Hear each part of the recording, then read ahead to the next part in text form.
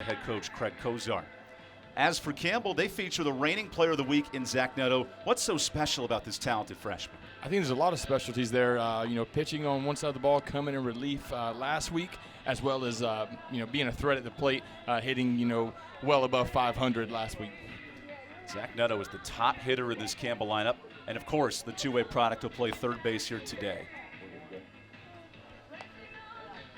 One of 5 matchups between these squads, and how about this? Jack Yusko has pitched 55 innings in his career. He's never started a game until tonight. As the redshirt senior in his final season gets the baseball, what are the Camels hoping to get out of Yusko tonight?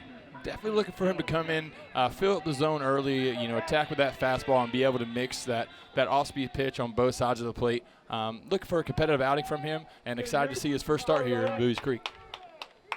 These teams going with different approaches in terms of starting pitching. We'll see Gray Little, the ace of the High Point staff tonight. And for the Camels, we'll see Jack Yusko, the fifth-year senior. There's the High Point starting attack presented by Sunbelt Rentals. The first pitch of the ball game is called strike to Joe Johnson.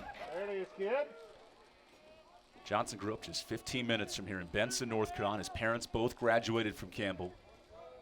And he has put on a show in these matchups between the Camels and the Panthers in his career. Yusko's 0-1 is right back up the middle. And Johnson continues the homecoming.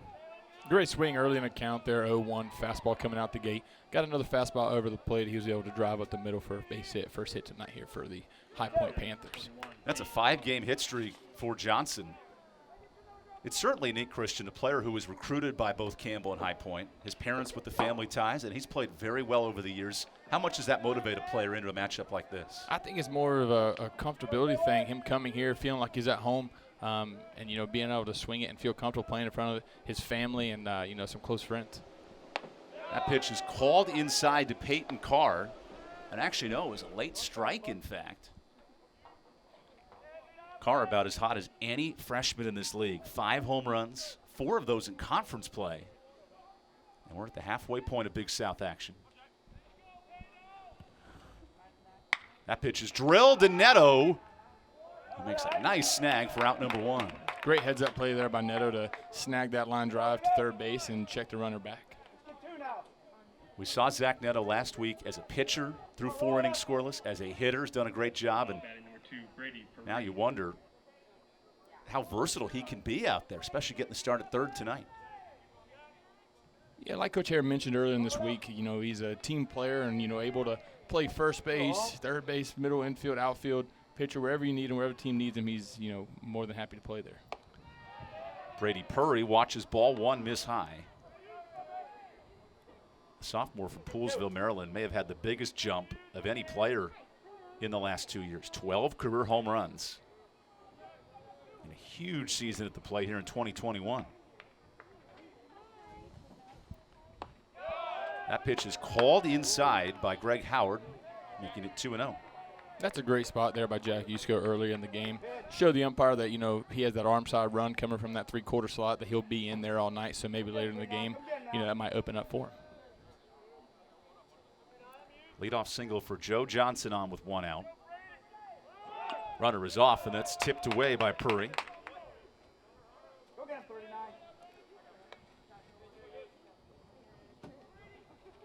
These teams met just 3 weeks ago in non-conference play, and it was High Point that came out swinging 9 runs. They hit 2 big flies. That was a game Justin Hare told us coming in was a big shock to his club. A bit confident after 2 series wins, and they were humbled up at High Point as here's time.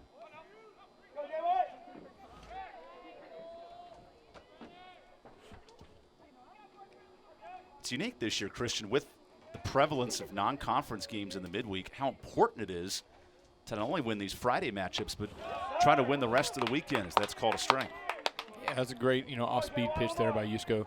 Flip it over early for a strike. But, yeah, these conference games, especially how we mentioned, 4 teams getting in as opposed to 8, makes every game mean that much more. But also, the doubleheaders are challenging for, a lot of the guys. It's 2-2 to Purry. Yusko jams the right-hander. Matt Christian with room in foul territory. He's got the second out. Challenging pitch there, 2-2. Fastball in that he didn't get earlier in the count, goes back to it. swing and miss, just, thumbed off the hands there a little bit. His High Point lineup, according to head coach Craig Cozart, is one of his best ever at not striking out. A challenge he's brought to this team is producing more runs in spots like this, and now it shifts on the shoulders of Cole Sing-Sang.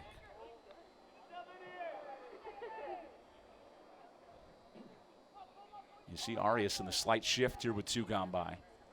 Johnson off for second. Babin's arm tested. And Arias cannot hang on to the baseball. Great jump there, over at first, was able to get in safe. Close play, bang, bang play, but wasn't able to secure the ball at second base. Does Arias tag him out there if he holds on to the ball? Would it be called out? I think it's a little, pretty close play. Could go either way there. Definitely make it a tougher call for the umpire, but just maybe either hit off the runner or just was dropped. Yusko's 1-0, nibbles inside. Third batter, Yusko has fallen behind to start this game against Cole Sing-Sang, who's coming off a season-best 6 hits in the series against Longwood. The Panthers won 2 of 3. And then with a canceled game against Elon in the midweek, they've had 10 days off leading into this matchup. Looking to strike in the first as the count moves to 3-0. The freshman Cole's definitely having a year so far, batting .337. 3-0 count. Would expect him early in the game to take a pitch here. Get his timing down, see one down the middle. Maybe even get Yusko's pitch count up a little bit. It's 6'4", 205. Big frame at the plate. Sing-Sang looking to do damage as he takes ball 4. That puts 2 on with 2 out.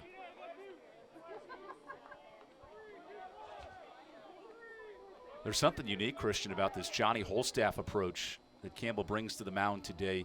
What is the challenge of a pitcher of knowing you have just 1, maybe 2 innings and trying to get productive outs? I think just, coming from a starting pitcher, I think you getting that momentum in the middle innings, early innings to, go 6 or 7. Here, you got to settle in early and get ahead early. You don't really have much to, kind of mess around with. So I think that's a challenging factor for the pitchers whenever you do Johnny Holstaff it. Blake Sutton takes ball 1. I want to meet this Johnny Holstaff, get to know him a little better. He might have had quite the career back in the early 1900s. Sutton has 7 RBI and a couple of runners on here with Johnson and Sing-Sang. There's strike 1. Also, just looking through this High Point lineup, they have 4 freshmen following each other, which is good to see and fun to see, seeing, such young talent, good talent, starting this late in the season. But, very interested to see how they swing the bat this far. High Point starts 5 freshmen in most games. A young roster for Coach Craig Cozart, as that's called ball 2. In fact, the Panthers, if you look at average starting age of a lineup, the youngest team in the conference, and right now at 9-11 in the league, that's a very positive sign for what this group can do. Absolutely. Get them out there early, get their feet wet, and, we'd love to see them grow over the next 2-3 years into, probably, stars in their lineup. This High Point club trying to build on a 2019 year where they went 500 but had a huge run in the conference tournament. This year now at 11-16, some work to do as we hit the halfway point. Here's Yusko on 3-1, nibbling inside and forcing a foul ball off the bat of Blake Sutton. Past couple batters, we've seen Yusko fall behind batters, but good thing seeing him here. Work back full count with 2 outs. Runners are going to be on the move, so it makes that infielder have to go across the diamond here.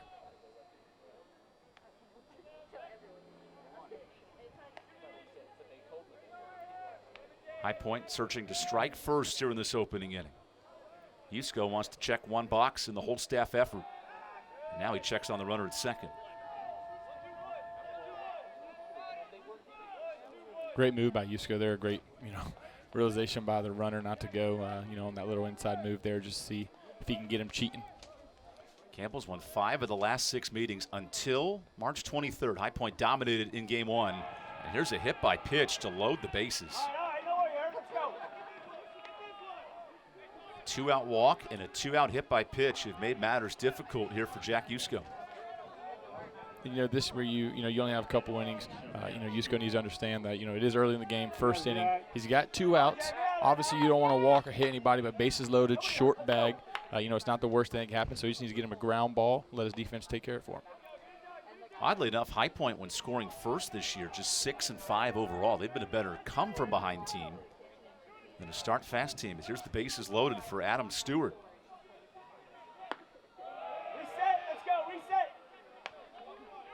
After the leadoff single, Yusko had settled in, now facing a swarm of trouble in the first. It's the first game for High Point in this ballpark in 3 years, and they've come ready to play. That's called strike one.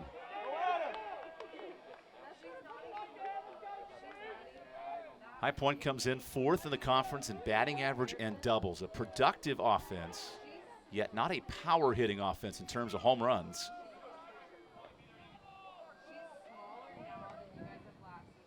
Yusko gives up a drive to left. How about this shot with the bases loaded, and the Panthers hit a grand slam. Wow, it was a great job by the freshman getting a fastball over the plate there. He could, do some damage with it, and that's exactly what he did by driving it just left of the deck. Great swing. Second home run for Adam Stewart. And mark my words, there's the power numbers for the Panthers.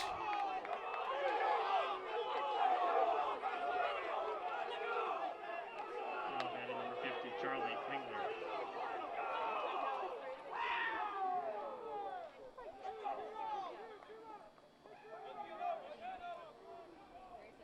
So Charlie Klinger steps in and looks to continue a difficult first inning for Jack Yusko.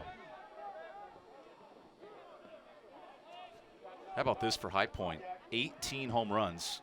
They've hit 18 of their 24 in conference play, really heating up. This ground ball should end the top of the first. Wolf makes the play, not before the Panthers strike for 4 runs, including a grand slam. High Point leads 4-0 as the Camels come to the plate.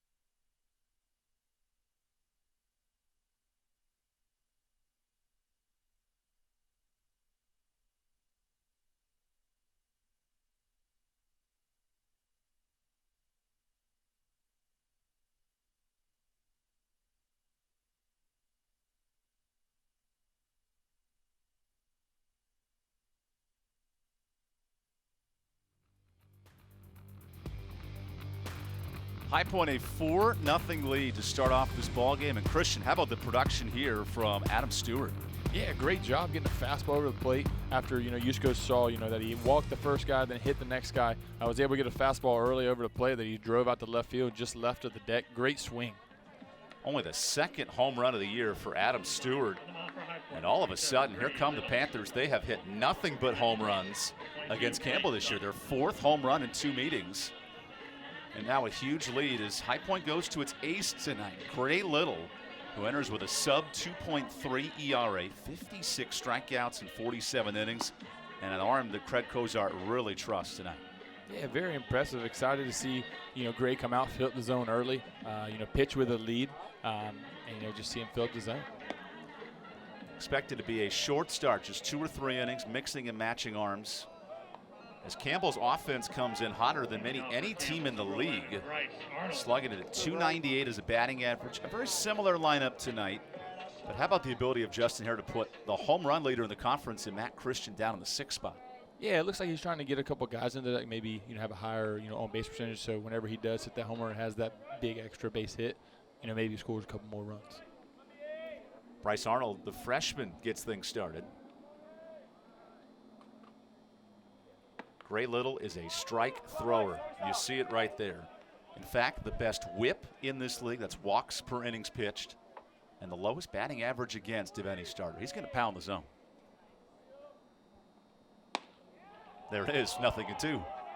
Great job, starting that 90-mile-an-hour fastball just to get the first, strike of the game for him, and then following it up with that breaking ball. Gray Little is coming off an 8-inning performance, just 2 runs allowed on April 9th. That was the last game that High Point played. They had a rescheduled midweek contest and a bye weekend. 10 days off and looking fresh as Arnold watches ball 1. Bryce Arnold in the Gardner-Webb series had 4 hits and 4 runs scored as Campbell's offense averaged nearly 7 runs a game, winning 2 of 3 on the road. The pitch is popped up right side, and that's out of play.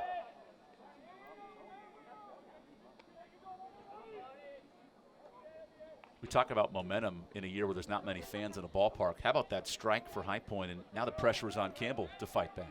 Yeah, even have the momentum coming from the grand slam the inning before, and then the pitcher coming out going strike, and now just battling with the hitter here. Arnold able to fight it off on 1 and 2. Especially for a freshman, it's unique. You don't see many hitters like Arnold who have nearly an equal number of walks to strikeouts. For the Grimsby, Ontario product, who's now hitting .329. Excellent take. It's 2 and 2. Yeah, this is great, competitive at bat here for Arnold. First batter of the game, you want to see all the pitches, which he has so far. He's seen the off speed and he's seen the fastball. Just battling to get onto the next guy. Little on 2 and 2. Oh, that hits Bryce Arnold. Oh boy. A hit by pitch in an uncomfortable spot to lead off the bottom of the first.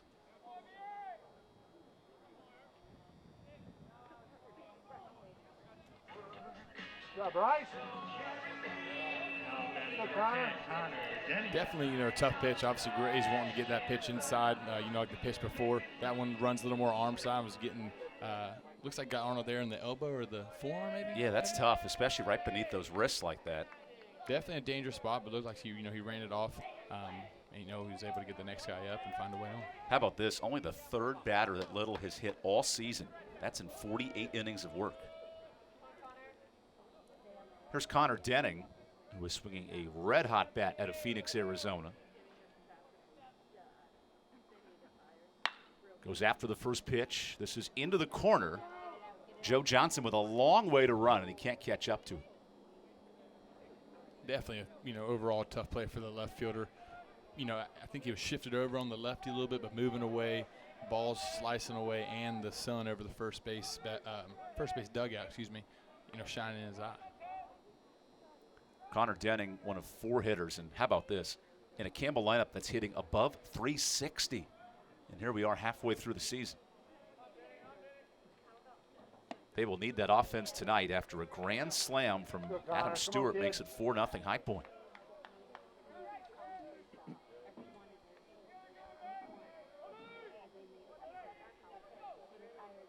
Gray Little, the Friday night ace for High Point, works with the lead in his first inning. The slider is called strike 2.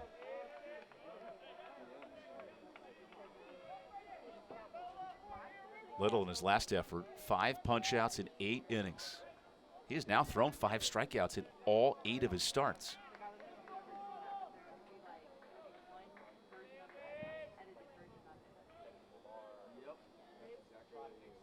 The 1-2 is fished out of play. Great pitch going fastball, maybe a little elevated away, to the lefty, trying to get that chase and swing and look for something maybe off speed here in the dirt or, a little down to try to get that ground ball double play. Arnold on with the hit by pitch. It is now the 71st time Campbell's been hit. That leads the country. Arnold off on this one. That's low and outside. The throw is late and a stolen base for Arnold. Great heads-up play there by Arnold. knowing the count, thinking he's going to see an off-speed after going fastball up and, elevating the zone. So you believe that's more of a runner decision and not called by the coaches? That could have been called by the coaches, but, definitely having your, leadoff guy get on is clearly going to be a plus runner. I'm looking for him to advance actually early, but, the count kind of got away from him and saw, an opportunity for an off-speed pitch and took win this, kid. Count moves to 2-2 on Denny. Little's changeup is swooped to left. Johnson on the move. And I tell you, he's earned a country mile this weekend, catching up to those foul balls. Yeah, those 2 foul balls as a batter, I think he's ran well over 200 yards, together total. Getting ready for the Olympic qualifiers this summer. It is nice to see the Summer Olympics come back and Olympic baseball returning for this version of the Olympics in Japan, which is very fitting given the country's history and the love of the sport.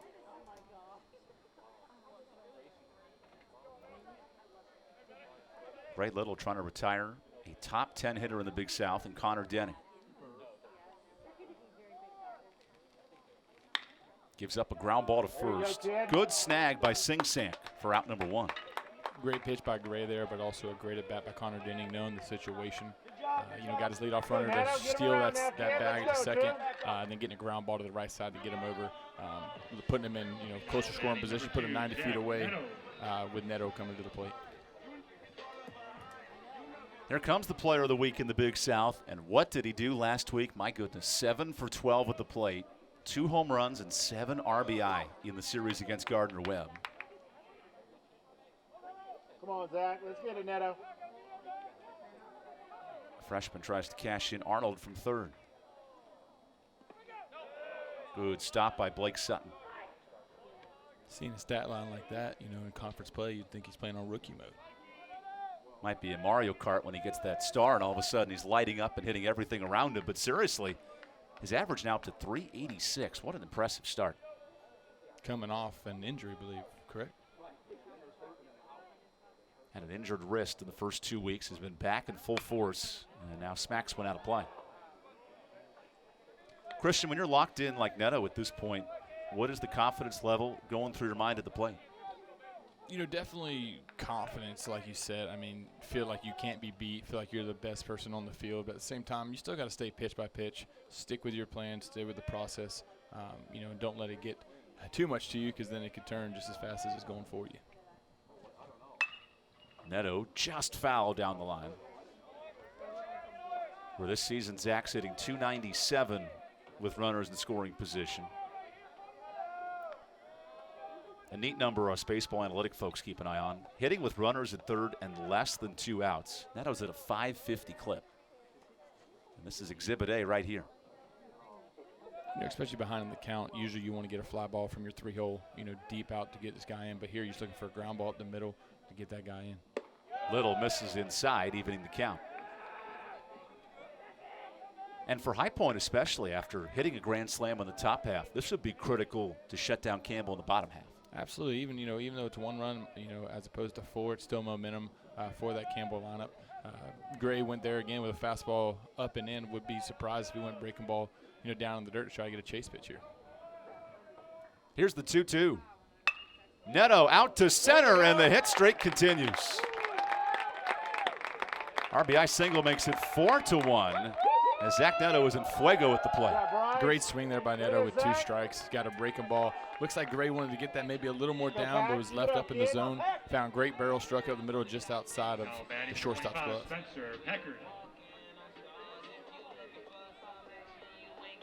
Give him a 12-game hit streak. And Christian, at some point, the freshman newcomer mode, at some point it does fade out. But how has Zach been able to continue this success midway through his year? I think after everything that's gone on in the past year and him coming in, facing a little bit of adversity with the injury, finally getting out there, I think he's just enjoying it, having fun. Confidence is high, and, playing to the best of the abilities, and it's super fun to watch. Spencer Packard takes strike 1 for his first at-bat.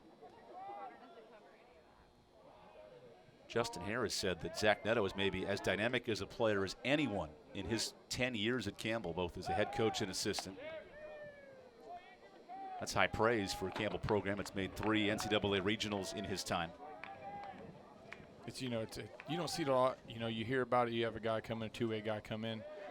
but not often do you see that guy actually excel on both sides.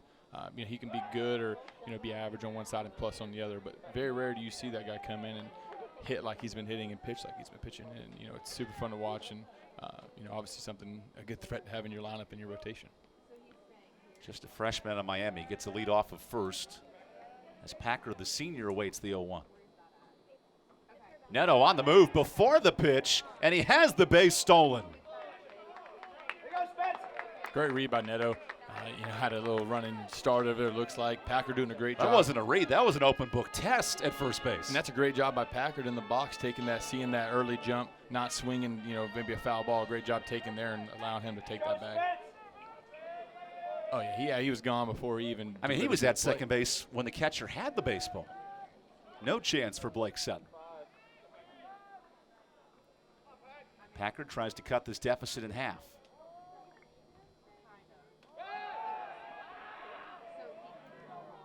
Keep in mind for Gray Little, the ace of this High Point staff, this is a short effort. We'll see multiple starters get innings today in 2 to 3 inning spurts. An important first frame for Gray Little.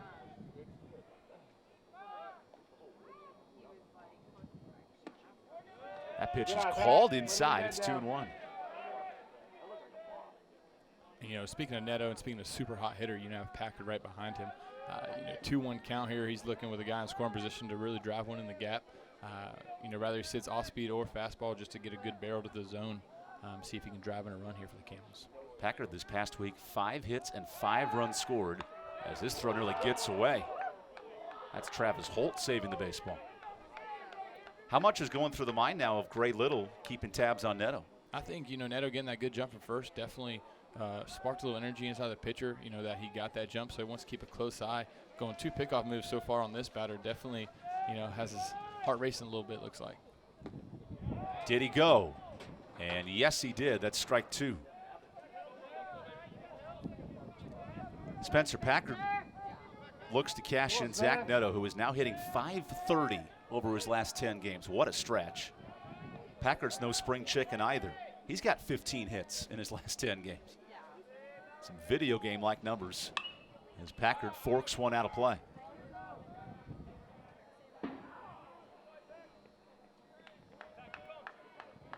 Coming into this, you know, you knew there was a hot Campbell lineup, and, you know, they've done a great job so far here in this first inning.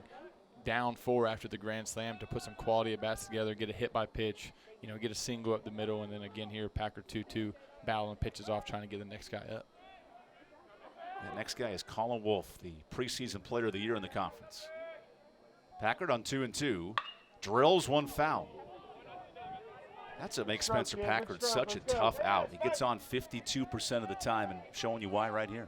Yeah, that was a great barrel on a fastball in. You know, he tried to sneak in one in there, and he was able to drive it foul. The head, you know, first base head coach West didn't even nudge over there. That ball was kind of coming hot towards him. He's a much more bold man than I'd be out of the way running.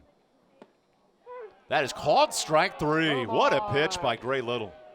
Great job, you know, Gray working both sides of the plate with the off-speed and fastball. Was able to get that fastball nice and tight there on the inside corner.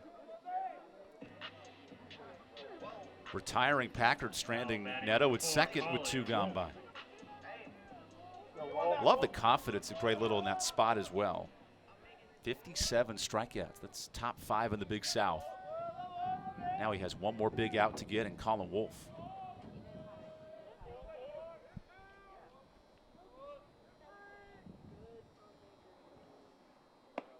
Wolfe watches strike 1. Great job by Gray getting that, you know, hot Spencer Packard at the plate and then coming with 2 strikes with the runner in scoring position and starting Colin Wolfe with an off-speed, you know, get me over breaking ball to get his, you know, a count ahead here. Wolfe hits it as well as any player with men in scoring position. Now an even 1-1 count. How about this clip of 430 with runners in scoring position? And Justin Hare credits it to his opposite field approach that has opened up his game. And that's always, you know, something good to have in your book. Not everybody can do it, but him, you know, his the way he lets the ball get deep and drive it to the opposite field, you know, off speed or fastball, is something that'll, you know, maybe take him or stride him to the next level. That is an interesting question you present because the Colin Wolfe ceiling, we have seen it throughout his career. 50 RBI in a season, excellent defensive shortstop, but How does that translate to the next level of the minors and possibly the big leagues beyond that? Continue to stay routine on both sides, defense and offense, but just critiquing those little things that you feel are your weaknesses, like maybe hitting the ball to the opposite field or maybe staying on breaking balls a little longer. Those small things will go a long way. These two programs, in fact, have had pitchers both compete in the last two World Series. For High Point, it was the Houston Astros. For Campbell, the Tampa Bay Rays. And that's what makes this meeting unique tonight. You could see one of these players, possibly the minors, in the next few years. Little on 3-1. Gives up a line drive to center. This stays up in the air for Zajac, who makes the sliding catch. Robbing a base hit to end the first. It's High Point, a 3-1 lead here through one inning of play. Power isn't born. It's built over time. One catch. For over 65 years, Hercules Tires has been providing the muscle to move more drivers. Whatever the vehicle, whatever the terrain. And we back it with a powerful protection plan. So wherever the road or the trail takes you, we have the selection, value, and strength to get you there. Hercules Tires. Ride on our strength.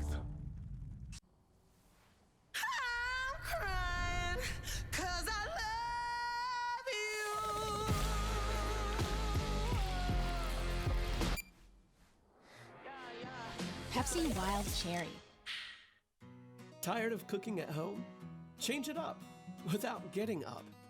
Just order Jersey Mike's through our app for no contact delivery or no contact at the door pickup. Jersey Mike's. Be a sub above. Tasha, did you know Geico could save you hundreds on car insurance and a whole lot more? So what are you waiting for? Hip Hop Group Tag Team to help you plan dessert? Fresh vanilla, rocky road, chocolate peanut butter cookie dough.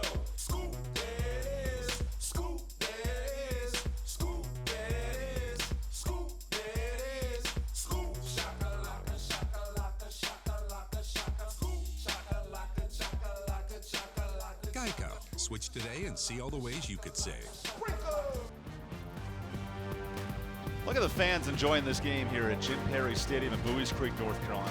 The 43rd all-time meeting between the Camels and the High Point Panthers. But the first matchup for these two in 3 years here in this ballpark with the unbalanced schedule of recent seasons. And the Panthers have wasted no time in the first inning, a 4-1 lead. Here's Zam Zajac, who just robbed a run and now starts off the inning, which means if we were on SportsCenter, he hit a home run right here. Oh, yeah. The home run? Anytime you see a highlight of a guy making a diving catch, he steps in the next at-bat and rips one out of the park. It's like a Mike Trout, almost. How about this bunt, trying to beat the shift. Yusko throws over the top, and the tag is there. Great idea trying to lay down a bunt while you have a shift on. You had third baseman over deep and short, but what a great job. Yusko maybe getting that ball just a little arm side, but Matthew Christian doing a great, excellent athletic. Matt Christian was a quarterback in his college days. How about his work as a receiver here? Yeah, that was more of a a DB or receiver play there. That was a great job by him. Getting that tag and get that out. 6'5", Matt Christian needed all of that to tag out Zajac. Here's Travis Holt, the 3-year starter at shortstop, watching ball one. Holt was one of the key pieces of that 2018 squad that made a Big South title run, eventually losing to Campbell the championship game. Junior from Plantation, Florida. Jack Yusko putting on a defensive display. Jack Yusko just doing it himself this inning. Great job, securing the ball and getting some momentum going that way to make it a little easier feed. I was going to say, you think of those softball pitchers who have trouble throwing over the top. How about Yusko with the adjustment that time? Yeah, it's a great job by him. Securing the ball, getting some momentum going that way, getting a good feed to Matthew Christian for out number 2. You saw a bit of the personality of Yusko as well after making that play. And with 2 gone by, here's Joe Johnson, the homegrown kid from Benson, North Carolina. Johnson watches the slider for strike 1. In the last meeting these teams had here in this ballpark, Johnson was fantastic as a pitcher. Struck out 6 in 7 innings of work to earn the weekend series win. Now collects a second base hit into the corner. Johnson churning for 2, and a bobble by Packard leads off to a 2-out double. Great job by Joe Johnson getting a fastball again. Able to, drove the first one to the middle and driving that one down the first base line all the way to the wall for a double. Great job by him, just staying, loyal to the process and driving the ball in. Joe Johnson in 15 games against Campbell, now hitting .375. You can't tell me he doesn't know he's playing Campbell the way he hits at the plate. Oh, he definitely knows. I think it's that confidence and that key playing in front of some family and close friends, being not too far from Bowie's Creek. Just a great job by him and fun to watch. 2-out double sets the stage for Peyton Carr. That's strike 1. Second straight inning, Christian, that Yusko has gotten himself into trouble with 2 outs. How does he escape the jam here against Carr? By doing just exactly what he did. He started off there with a get me over breaking ball down the middle, got a take, look for something fastball in, maybe here to get the batter on his toes. Carr drills one down the left field line. It is foul. Wow, what a strike off the power bat of Peyton Carr. You see that frame at 6'4", 200, and Coach Craig Cozart told us he has to remind Carr how big and powerful he is because of swings like that. Yeah, definitely. Interesting pitch there. Went back to the breaking ball to try to get it in a little bit in more, and I think he did that. It was just a great swing by him, just pushing it foul upon the foul pole. Took out some shrubbery in the trees as well. That's a very difficult swing for the agriculture. Yusko on 0-2. Gives up a fly ball to center. Nearly a home run, one pitch, and the next pitch gets a fly ball out. It's 4-1 High Point as we head to the bottom of the second here on ESPN Plus.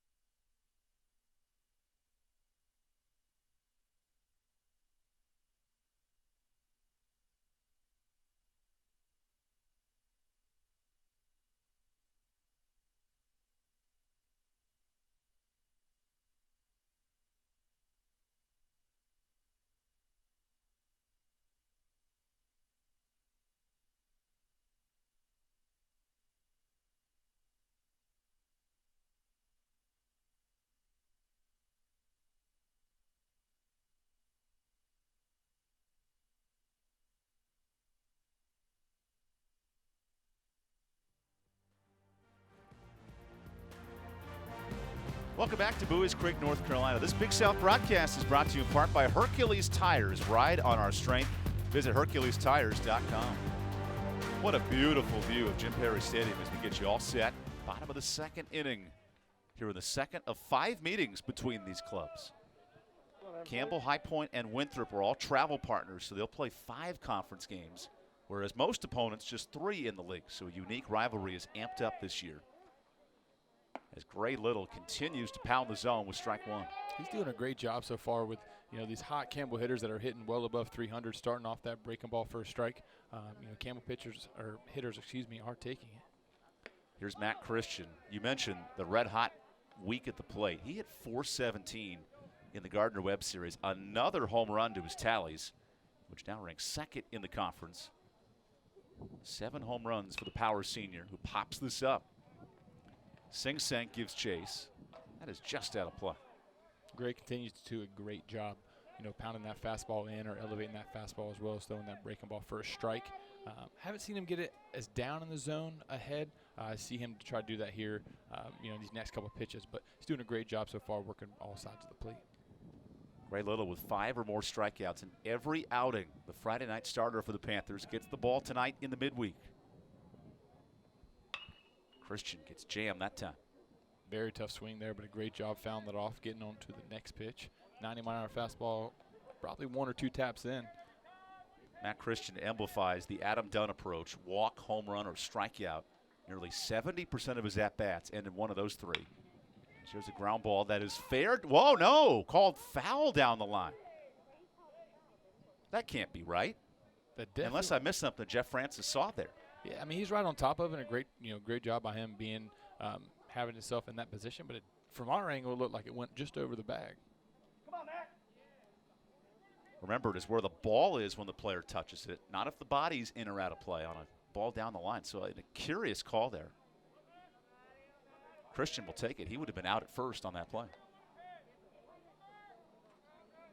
Looks like he's going to take his time here getting in the box after. Well, after when you turn 24, those runs to first burn you out a little bit, as Christian just had his birthday last month. Here's Little on 1 and 2. Christian skies one to right. Purry sprinting in and out of room for Sing Sank in the corner, who himself has run 500 meters between these last 2 foul balls. Yeah, that's a tough play, moving back into the sun with that sun setting over the first base dugout. But a great job by all 3, the right fielder, second baseman, first baseman, communicating on that play. So Matt Christian gets not 1, not 2, but a 3rd chance with 2 strikes. Now can the Camels' power threat take advantage? Little is dialed in, and Christian quickly calls time. In fact, Matt Christian is now tied with Spencer Packard for the Big South RBI lead, 37 ribbies. That's just a bit low. Still a great miss there on that outside corner. Called a ball by Blue, but a great job working that 92-mile fastball down in the zone on a power hitter like Matthew Christian. Little, a 2-2 pitch, gets Christian chasing. This is into the gap. And a much easier play for Puri. Finally, out number 1. If you're High Point, you're saying not 1, not 2, not 3. Going LeBron James on us at the Heat introductory press conference, but he makes the catch. Gray definitely, thinking they're working hard, competing, going back again, fastball away, and finally getting that fly out after a competitive at bat there by Matthew Christian. Glad to have Christian Jones alongside us, former Campbell baseball player. Evan Budrovich with you for the bottom of the 2nd. As Gray Little dials up at the knees for strike 1. Lawson Harrell has gotten the start in his last 15 games in left field. Now sees a fastball nibble outside. However, at the plate, he has struggled as of late. 1 for his last 12. For the freshman who just returned home to Shelby to face Gardner Webb this past weekend. Now drives one into the right field corner. That's out of play.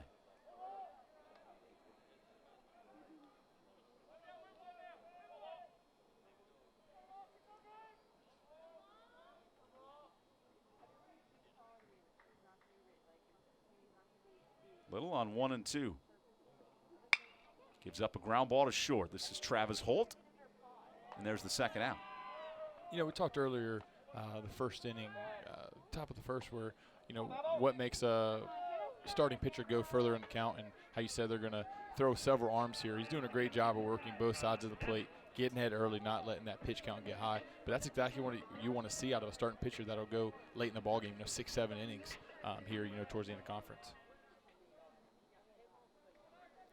2 outs for Ty Babin, the Campbell catcher.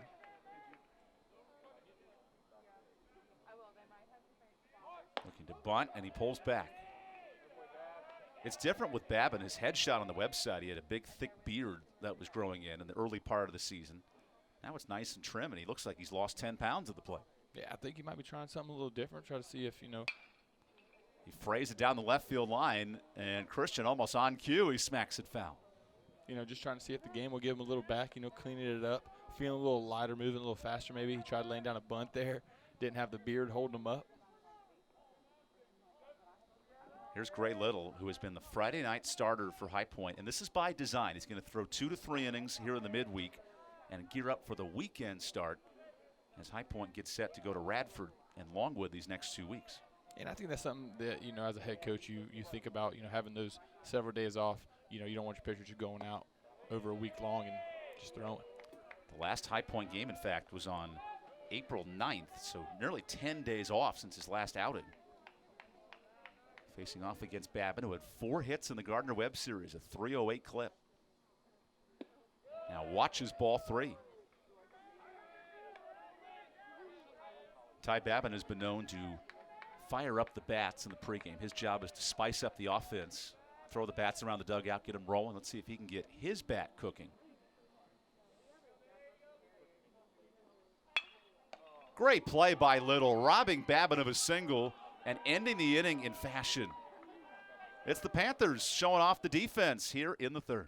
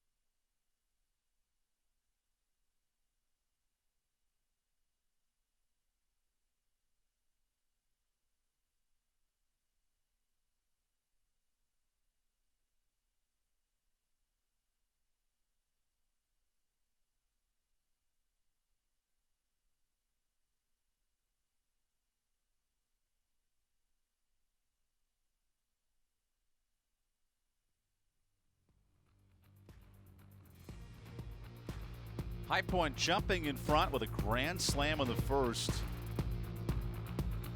Did such a good job, they forced Campbell to the bullpen as Logan Heinzman checks in. Heinzman's been the Campbell's most effective reliever out of the pen in Big South play. What is his job here tonight, facing a 3-run deficit? I think to come in and just attack the zone early. I think that's kind of the end goal for all pitchers, but at the same time, pitching with a 3-run deficit, I'd see, just him to come in, fill up the zone, work both sides of the plate, and get his hitters back in the dugout to try to get some runs on the board. Logan Heinzman, in fact, in conference play has really been cooking out of the pen. An ERA of 1.2 in 11 innings of work. His job now is to slow down a High Point offense that has been cooking to start this game. And here's Brady Purry, one of the many underclassmen in this lineup for head coach Craig Cozart. In fact, 25 COVID and regular freshmen on this roster. As Purry, the sophomore himself, watches ball 1.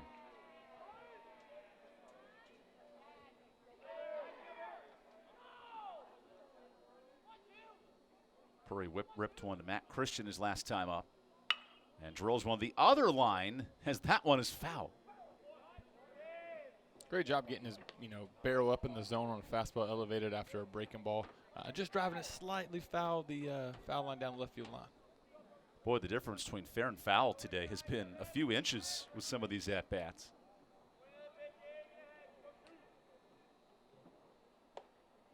And it's called inside for ball 2.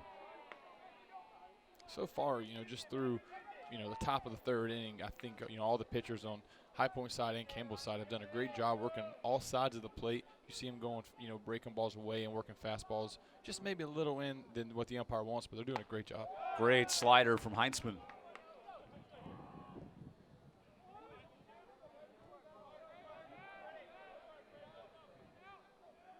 Logan Heinzman, 2 1/3 innings scoreless, had a few unearned runs on his tally.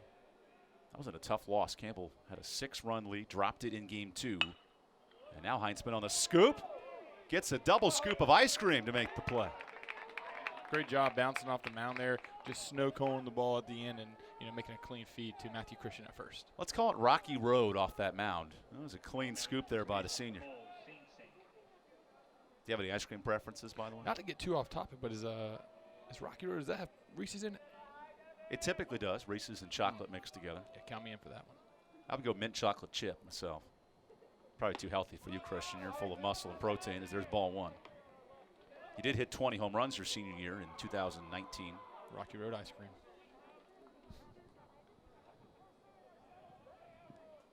Cole Sing-Sank, he's got a big frame at the plate as well. 6'4", 205.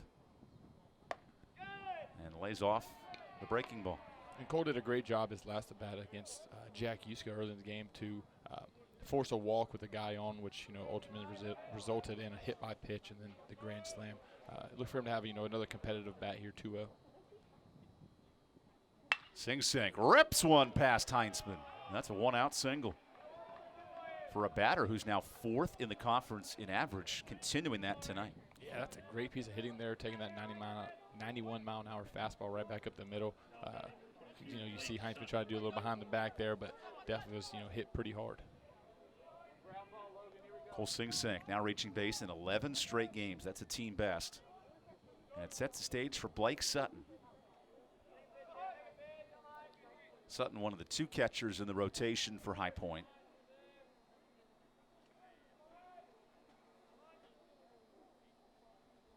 Heinzman's first pitch is whiffed.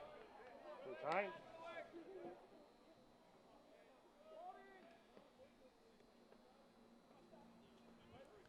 Panthers coming in a 265 overall offense, averaging about 5 runs a night. And what a start with a grand slam on the first off the bat of Adam Stewart, who's on deck.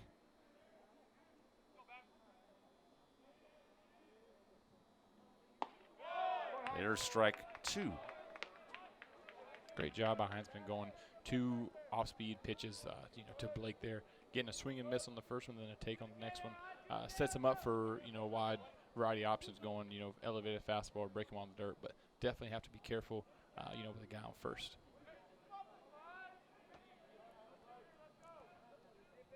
Heinzman gives up the 1-out single, and now on 0-2, misses outside.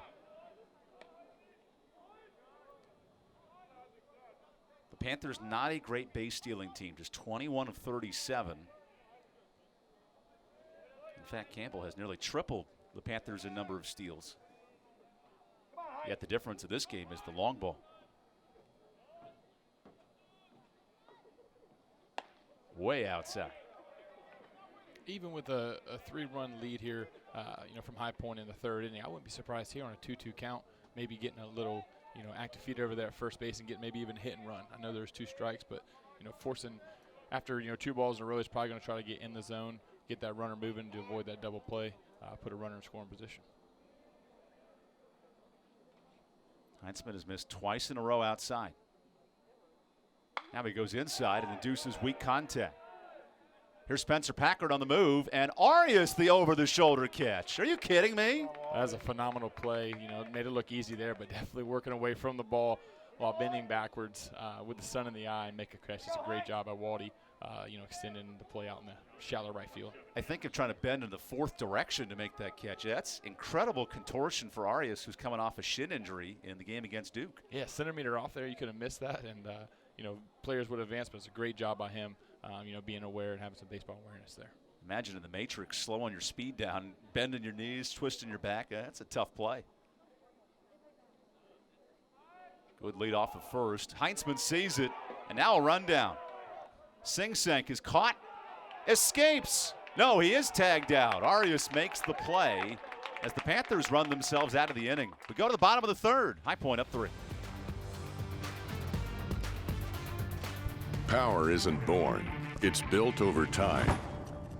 For over 65 years, Hercules Tires has been providing the muscle to move more drivers.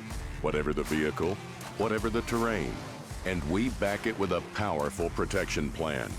So wherever the road or the trail takes you, we have the selection, value, and strength to get you there. Hercules Tires, ride on our strength. Did you know that Geico's whole 15 minutes thing, that came from me? Really? My first idea was, in 1/4 of an hour, your savings will tower over you, figuratively speaking. But that's not catchy, is it? That's not going to swim about in your brain. So I thought, what about 15 minutes, 15%? Serendipity. Geico. 15 minutes could save you 15% or more on car insurance.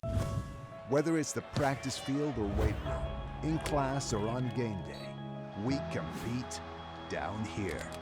We put in work, day in and day out, to take a step forward towards degrees, championships. Our goals? Excellence on every level. 11 schools, more than 4,000 student athletes, one attitude.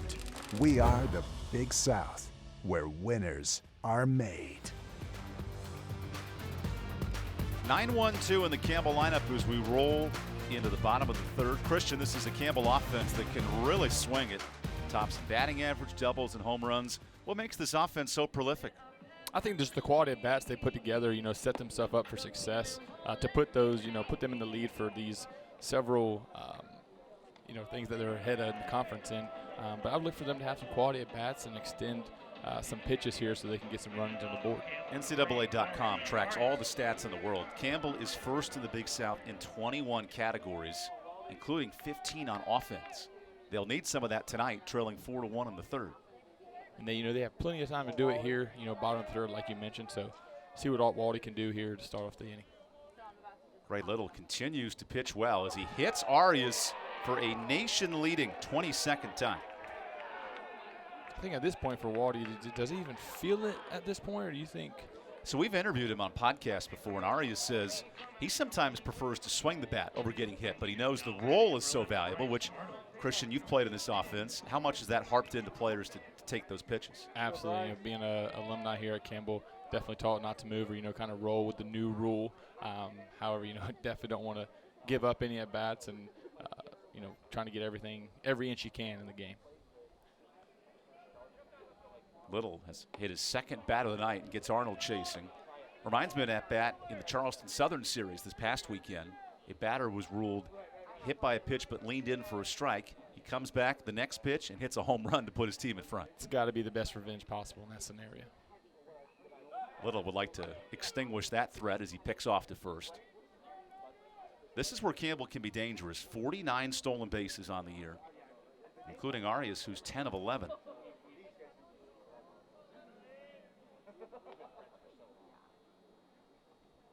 Little's fastball is up. The plan tonight for Gray Little, 3 innings and a spot start. You do wonder with pressure on how long the leash will be from head coach and pitching coach Craig Kozar.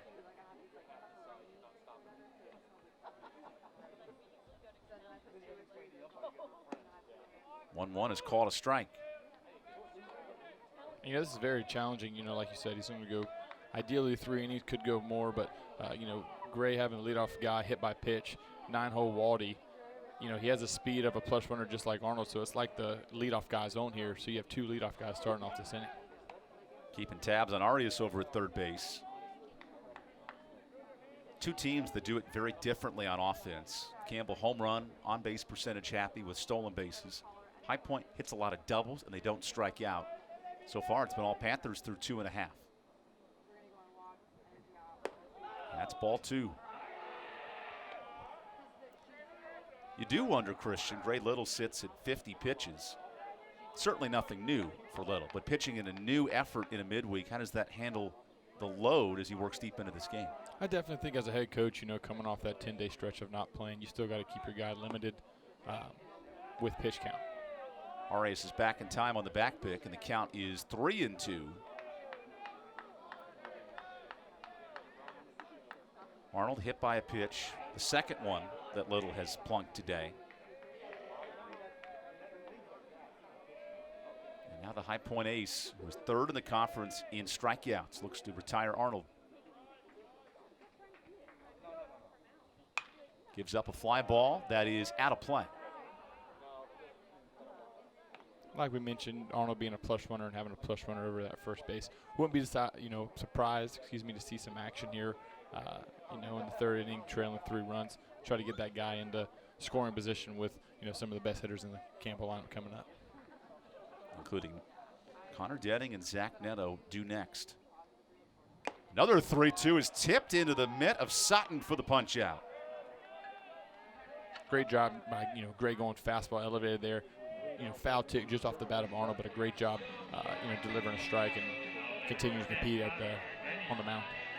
Gray Little now sits on a very impressive number, 58 strikeouts on this season.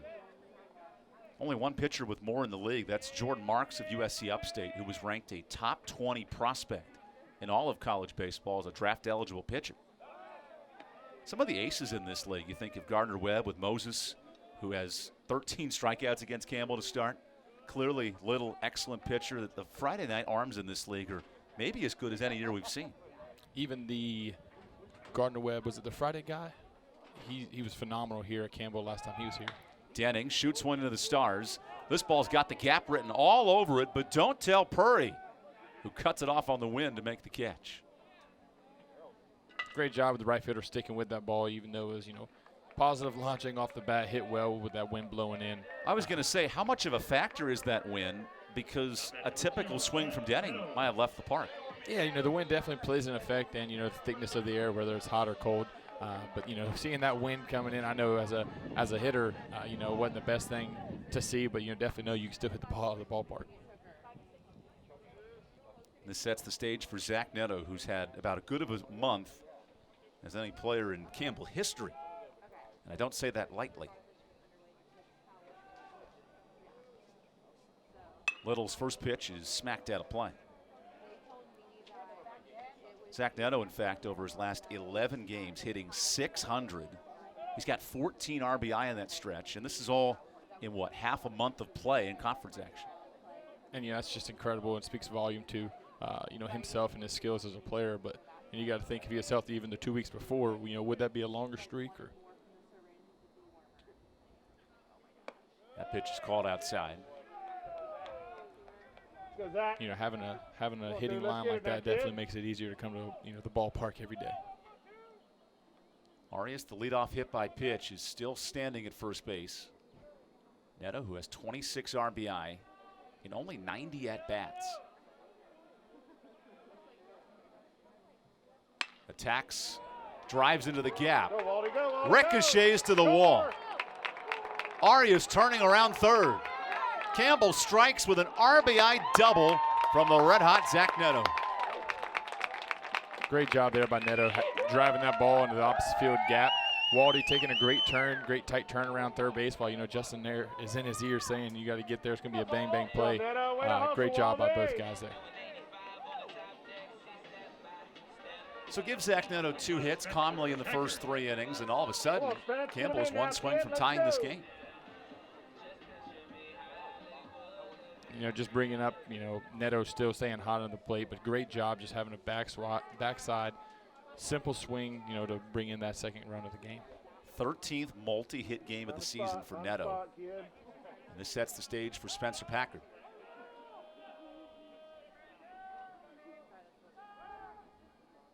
Neto has been a little pest on the bases today. How much of a factor does that play for a pitcher? It it takes his mind off, the powerful, batting 381 coming into this game, puts a little bit of energy on the second baseman, and maybe we'll have, get me over a breaking ball that's left over the plate. Little nibbles outside, and the count is 1-0. So it makes this Campbell offense, as the head coach Justin Hare says, hard to kill. Despite falling behind 4-0 on a grand slam, Zach Neto has driven in 2. Now it's a 2-run game. That's way outside from Little, who's climbed up to 61 pitches. Definitely a tough position, here for Gray, like we mentioned, going to go maybe 3 innings, 4 innings here, just get his feet wet, going into the weekend. But falling behind a powerful, veteran hitter and Spencer Packard at the plate with a 2-0 count can definitely be dangerous. Travis Holt had some trouble with that pickoff. The High Point Panthers have been uncharacteristically poor on defense, a .960 fielding percentage, and head coach Craig Kozar told us he expects that to jump 20 points by the end of the year. He wants to see that from his team if they expect to compete. Yeah, a lot of times you hear it, championship teams, defensive teams win championship. That is very true to this day. Packard whiffs on the 2-0. He was swinging for the fences. Yeah, tough swing there with a breaking ball 2-0. You know, ideally 2-0, you know, ahead in the count. You want something elevated you can drive, but looks like he just saw that one up a little early and was able to swing through it, you know, move on to the next pitch. Neto's double makes it 4-2, and now Packard faces a 2-1 count. The Big South RBI leader watches Neto sprint for third and almost overslides the base. It's a game of twister at third. Yeah, it's a great slide there. You know, ball, I thought he had a great jump and it wasn't going to be a close play, but, you know, even being a close play, great job just getting his foot outside the bag there beyond the tag. Well, Spence, let's go now, 2-5. Call this red back corner. Red foot back corner.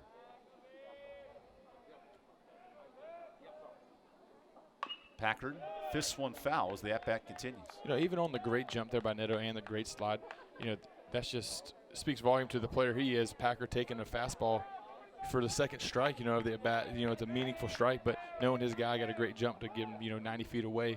Great job by, you know, heads-up play by Packard there. Now with 2 outs, what a moment for Gray Little, who gives up a pop fly to left. Here's Carr drifting back. Holt follows, and that's foul. Still on, A little Pack, still on, miscommunication there between 2-2. Carr and Holt extends the at-bat. Yeah, it looks like the third baseman kind of gave up there a little bit. Rightfully so, thinking that, you know, the shortstop's usually the captain of the field, was going to come in and catch that. But looks like it was just slowly fading away, and, you know, shortstop drifting over just outside of his glove for foul ball. Packard stays alive here. This is the first game for High Point in 3 years in this ballpark, and the Panthers coming off a 10-day layoff. You'd hope for Craig Cozart's sake that ball doesn't come back to haunt the Panthers, especially with the dangerous Spencer Packard, who goes down fishing. Gray Little, 3 strikeouts, preserving the lead through 3 as we head to the 4th.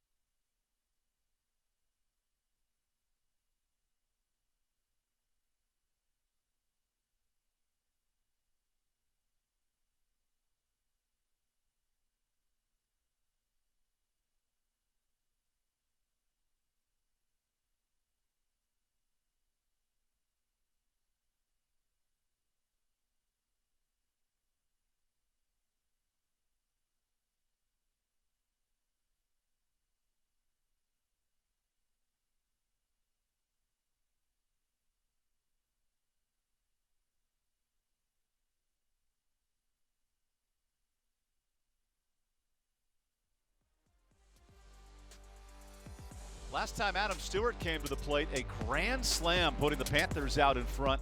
What a spark to High Point's offense early in this game. Yeah, that's the momentum that's, you know, kept them going thus far through 3 innings, you know, looking to you know, get his offense started and get a, you know, good quality at bat. High Point as an offense, a big home run team in conference play.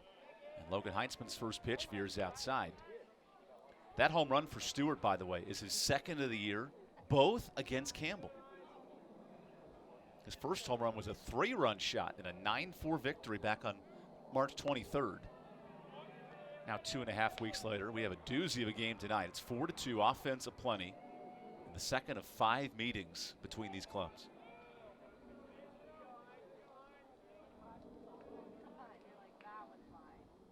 Stewart rips one to left center. Denning is on the move. He can't get to that baseball. The hot streak continues for Stewart. A home run and a double. Stewart doing a great job again, attacking a fastball elevated in the zone, driving that ball hard into the gap just outside the reach of Connor Denning in center field. Great piece of hitting there to get his offense started again. This is a career week for Adam Stewart, who entered this game on a 3-game hit streak. Adds to that big time here in the fourth. There's something, too, about facing a team multiple times. Typically, in most years, you see the 3-game series, but to have 2 midweeks followed by the final weekend of the year at home for Campbell against High Point, that familiarity must play a factor for these hitters. Yeah, it definitely does. Seeing the same arms, seeing the relief arms and the starters, definitely seeing them the more times than not will have you, more confident and feeling capable of driving some runs in. That pitch is called high to Charlie Klinger.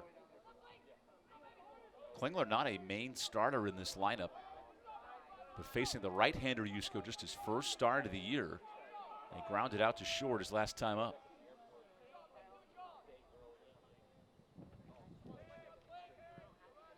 Heinzman's pitch hits his back. It's not a fun place to put it. Oh, no, it looks like a foul ball off the armpit or back of the batter there. Klingler's first start, trying to make the most of it. He's out of Salisbury, North Carolina, from East Rowan High School. Facing against fifth-year senior Logan Heinzman. What a stark contrast in experience.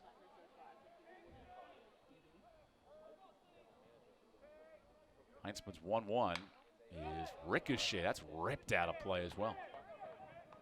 Another elevated fastball there by Heinzman, trying to get it by him to set up that off-speed pitch down in the dirt, try to get a chase pitch. But great job, fouling that ball off. Obviously, ahead in the count, you want to maybe try to get that in fair play. But great swing, great barrel there, leading to the next pitch.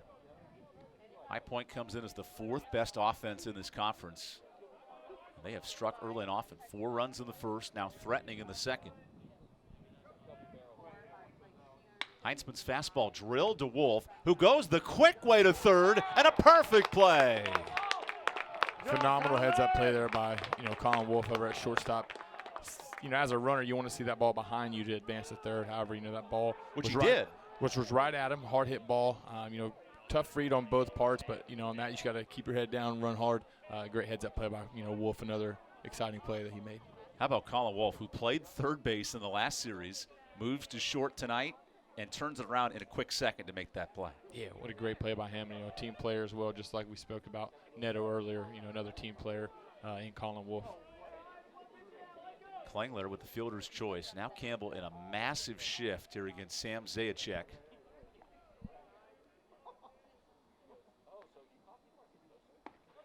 Zajac watches a breaking ball for a strike.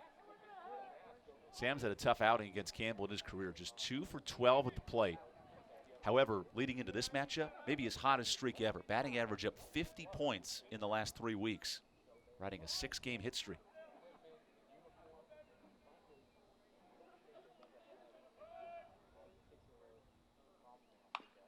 This ground ball is foul. Being in the shoes of Sam, big body guy, probably, can put up some power numbers if he makes some good hard contact.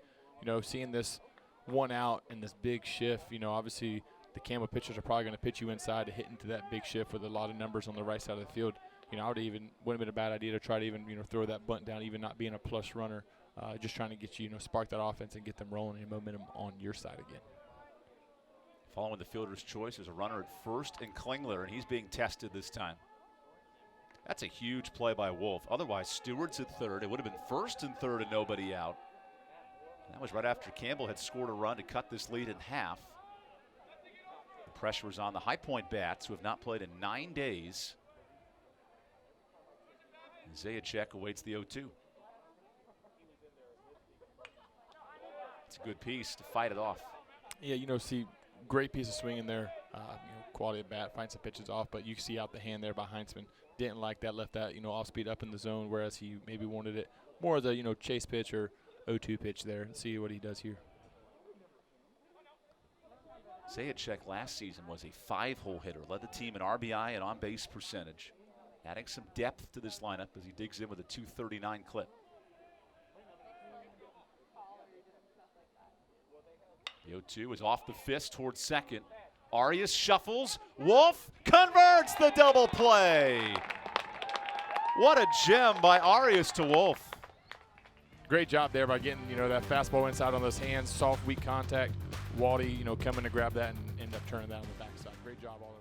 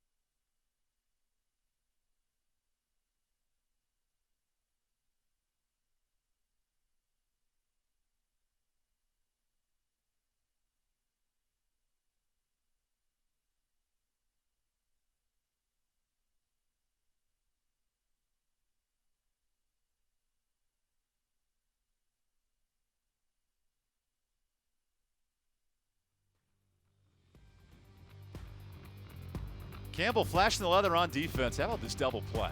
Yeah, great job by Waldy, on a soft contact coming into the baseline, getting a good backhand feed to Wolf to turn it on the backside with the – looks like Sam was getting out of the box there, trying to challenge the back into that double play, but resulting in an out. As you saw in the graphic, Campbell leads the Big South in double plays turned, and now the pressure's on Gray Little, who's extending himself tonight in this start. His last performance on April 9th in a weekend series. This was the plan, to pitch Little in limited innings, now into the fourth at 66 pitches. Plans may have changed tonight for Coach Craig Gozart. Yeah, very interesting move, him, coming in after being off those 10 days, but see him coming off those 10-day stretch of not playing, keeping him in there. But, at the same time, it is a conference game, and it does mean a lot, with the four-team conference tournament going into it now as opposed to 8, so every game does matter. You bring up a great point. High Point at 9-11 in the league. They are 2.5 games back of that fourth spot. And possibly if you're Craig Gozart, you go, I'm up 4-2 in the fourth. I'm going to leave my starter in and try to win this game tonight. Yeah, because he's doing a great job, like we mentioned, of working both sides of the plate, getting ground balls, letting his defense take care of him. Oh, and the pick is missed by Sing Sing, a leadoff error for High Point. And, obviously that's not what you want to see. And like, Coach Gozart said that, defense has been a problem for him, and he wants to see them improve. Plays like that can't happen. You got to hit a guy in the chest or, even the first baseman picking him up there. Instead, Colin Wolf able to reach, and now Matt Christian digs in. Yeah, a hard hit ball top. Great job, takes his time. Looks like he just throws it just a little shy in the dirt, resulting in a short pick over there by first base. High Point now 20 errors in 19 conference games as Christian shoots one high and deep to right. Oh, wait a second here. We have a balk call before the pitch. So disregard the fly ball out. That moves Wolf to second. And I'm curious on how much Matthew Christian heard that balk, as if, he took a big aggressive swing there knowing he didn't even get out of the box at all, just knowing there was a free pitch. It was a weird play there. Yeah, no one really reacted to it. Instead, Wolf goes to second, and Colin Wolf has gotten a couple of gifts in this inning.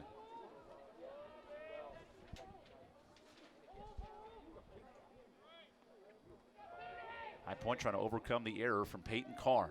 Wolf is off for third, and an easy stolen base for Wolf. I feel like, Evan, I think that was a, tough slider away, thrown off the one knee by the catcher, but the ball was on the mark there. It looks like the third baseman was just backing off the bag a little bit. I think you're right. Carr may have lost sense of where he was around the base. That should have been a tag out. He might have seen the, jump Colin Wolf got, thought it was going to be a no-throw situation. It was a little late to get over there. A rough inning for Peyton Carr at third base. Now committed 5 errors on the season. Christian whiffs on the breaking ball. What a response this would be from Gray Little. His defense has not helped him out this inning. If Little can limit the damage, how about the job from the High Point starter? Yeah, you have that sunset over first base. You got that, shadow going from the pitcher mound to the box. Definitely makes it a little harder for the hitters as well to see, spin out the hand. Count is 2-1 to Matt Christian, the RBI leader in the Big South. And the big fish on the pond is Colin Wolf, who has reached on an error, moved on a balk, and stole a base on a play he might have been tagged out. That's called strike 2. Come on. Craig Gozart had a great quote. He said the game of baseball rewards you for how hard you work. And sometimes when you make mistakes defensively, it'll come back to bite you. Absolutely. I feel as an infielder myself in the past, every time I make an error, I just know kind of something's on the horizon. Colin Wolf goes to the plate, and High Point elects to go the long way to first. That gets the out, and Wolf scores. Yeah, and a great, heads-up play there by Carr, having that error early in the inning, in Colin Wolf, the batter. But great job, knowing that he's up 2 runs, and that run doesn't mean a thing, and getting the first out over at first base. Great job by third baseman. That's a great point you bring up, because many at home would watch and go, why didn't Carr throw it to the plate? He makes the smart play and gets the out. Yeah, and he had the ball working himself away from first base and away from home plate. So, at the end, it was a good decision by him going to first base. So Matt Christian has now taken the lead, 38 RBI in the Big South Conference. In fact, for Christian, he now ranks 25th in the country behind Chase Jung of Texas Tech, as Harrell sprays one high into the air and right. That is allowed out number 2.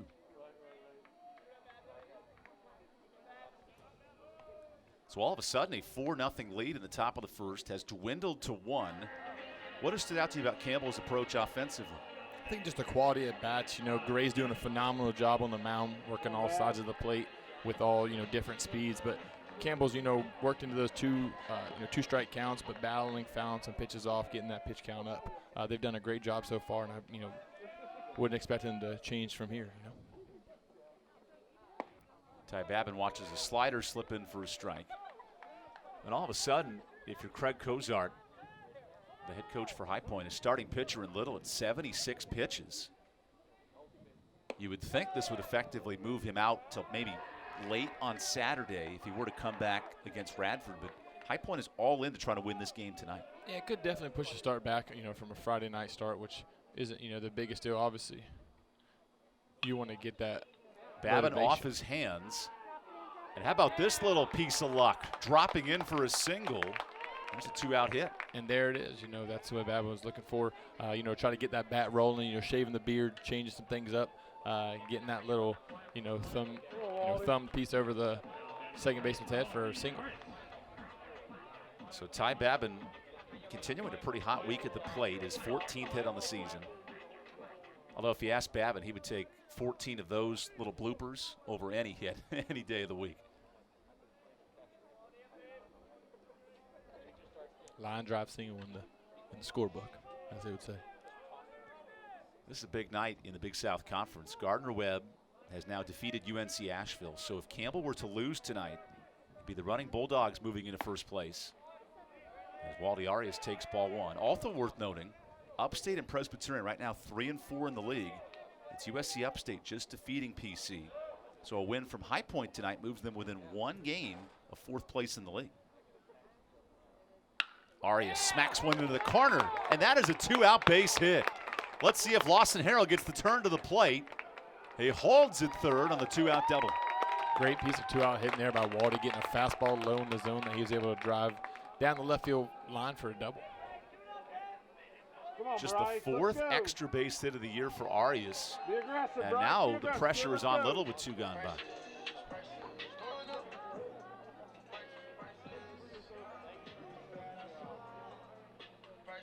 Here comes a quick meeting on the mound and a decision here for Craig Cozart.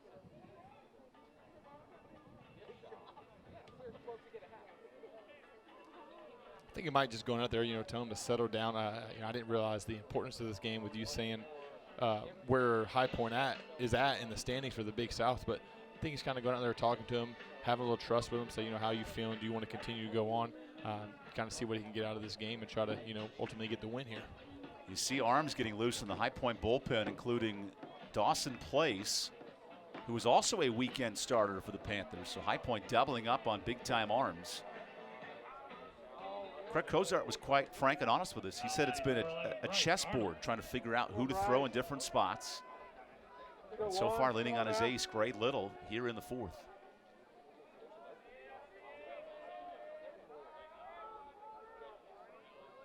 Just hope for both teams' sake they don't get stuck in a chess matchup with Queen's Gambit. That'll end quickly. Arnold with 2 on and 2 out. Watches ball 1. Definitely a situation where you want your leadoff batter, your guy you're most comfortable with coming up with 2 outs and guys on second and third, down 1. Now the 1-0. Arnold chases. All of a sudden, 82 pitches for Gray Little, who has struck out 3, yet to issue a walk, but now in this 4th inning facing his 3rd time around the order. Definitely higher than a pitch count, probably than the head coach for High Point wanted here. But at the end of the day, they do have a couple weakened arms that are come in and kind of mop up and help try to finish this and secure this win. Now the 1-1. Ooh, way up and inside.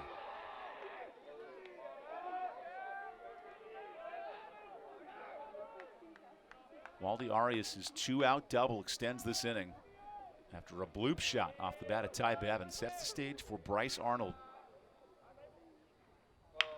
Ground ball. Great stop by Carr. The throw is offline. Campbell takes the lead on the errant throw by Carr, bringing in Arias. Great job there by Arnold, getting a hard hit ball down the third base line. knowing that, defense has been a struggle for the High Point Panthers, but a great job by, legging that ball out and ultimately getting to second, as well as driving in those, go-ahead runs. Putting the pressure on this High Point defense, and it pays off. Yeah, no, he had a plus runner to plate, probably rushed him a little more, even though the ball was hit. Medium to average speed. It looks like he's trying to rush that throw to first, pulling it, just left, taking him up the line. So 2 errors in this inning. Both by Peyton Cars at a tough go of it in the 4th. And now Connor Denning up with 2 outs. It is rolled in officially a single for Bryce Arnold. So it is a base hit, then a throwing error. So Arnold gets an RBI out of that, which will help his tally up to 17.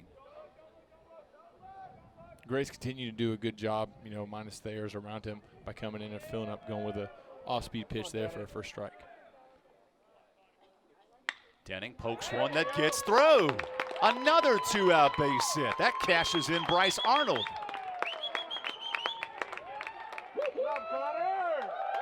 And this is where you mentioned, the Campbells have that hot hitting streak coming off on the weekend, as well as, quality at bats. There's another one, all these 2-out hits getting put together, ultimately, giving them a 2-run lead now.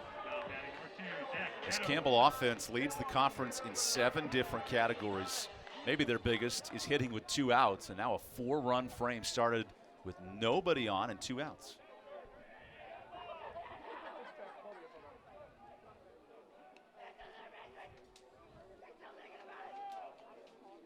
Now things can change quickly here in the 4th, as now it's Zach Neto's turn.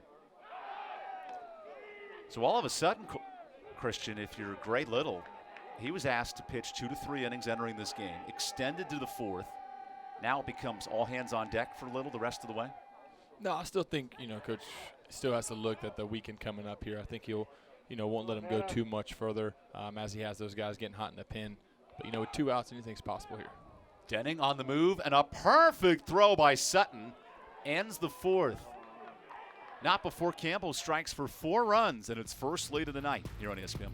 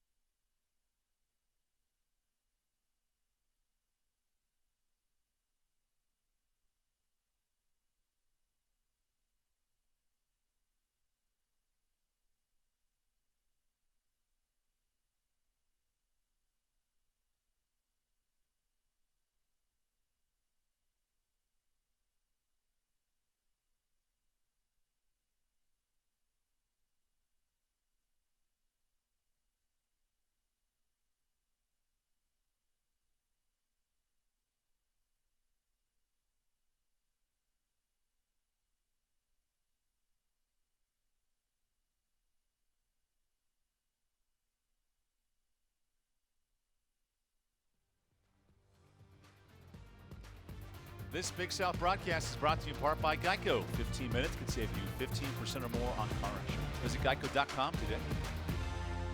Logan Heinzman pitching with a lead for the first time tonight. Campbell a 6-4 start to this ball game, and now the Panthers 9-1-2 in the order, searching for a response. Holt smacks the 1-0 out to center. Connor Denning with plenty of room, and he makes the catch. Great pitch by Heinzman, coming out after momentum's all on Campbell's side after, taking the lead there in the last inning. Also knowing, though, the wind is playing a factor, by flying in. Great job by the center fielder making a good read and working into it. Jack Yusko allowed 4 runs in his first 2 innings. Logan Heinzman has come in, sprinkled a few hits, It has kept High Point scoreless in the middle innings. Joe Johnson tries to break that shift, and he went around on the bunt. Because you've mentioned it tonight, Cole. There's a lot of room defensively for Johnson to put that ball down. Yeah, you know, when you have a power hitter and confident like this, even while you have a shift, I would still, you know, try to, you know, there's no reason you shouldn't try to, you know, the first strike, try to get one out there and play. It's a pretty much free base hit, as what they would say. The challenge is getting that ball down, especially against Logan Heinzman, who's been the Camels' best reliever out of the pen in conference play, and ERA below 1. The 1-1 misses low, and I love how both teams have invested high-quality arms in this matchup. Heinzman, a high-leverage reliever. Little, the ace of the High Point staff. Both teams want to win this game tonight. Yeah, even on this Tuesday matchup here in Boobies Creek, it still means a lot in the conference that we've harped on a few times today. But, you know, it's exciting to see, you know, a midweek game feel such like a Friday night game. And it's starting to play like it. 10 combined runs, although 2 errors from High Point third baseman Peyton Carr has extended the Campbell lead. That one's poked out of play off the bat of Joe Johnson. We asked Craig Cozart about Johnson, what makes him special, and he said he's developed into an A-plus defender. That's why we've seen less of Johnson on the mound and more of him as a full-time offensive threat.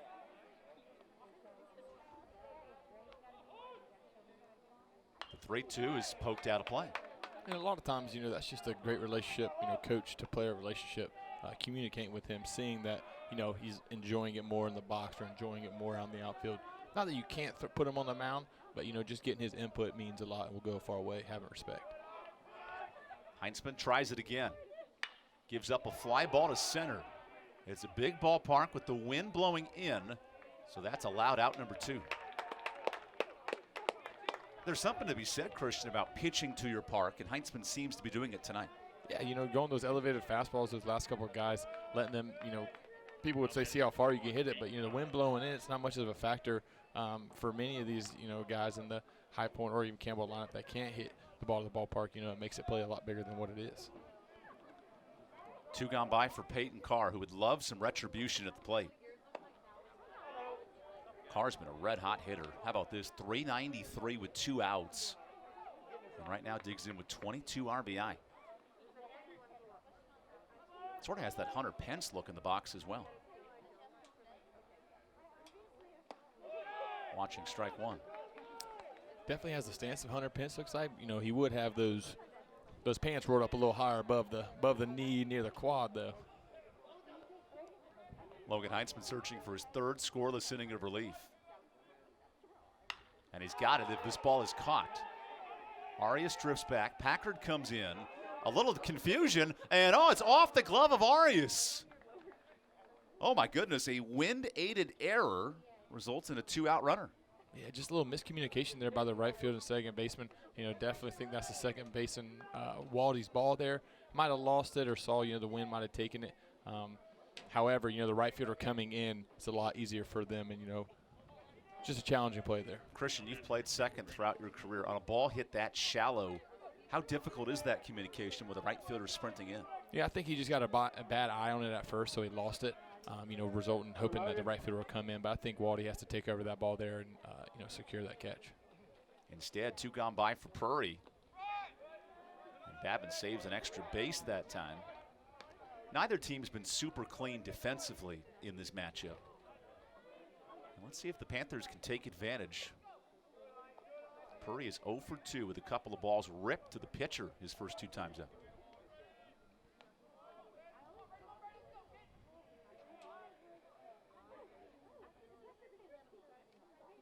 The 1-0 is drilled, fair. Neto on the hop, scooped by Christian. Saving a run on the defensive play by the 24-year-old first baseman. We go to the 5th. Campbell up 2.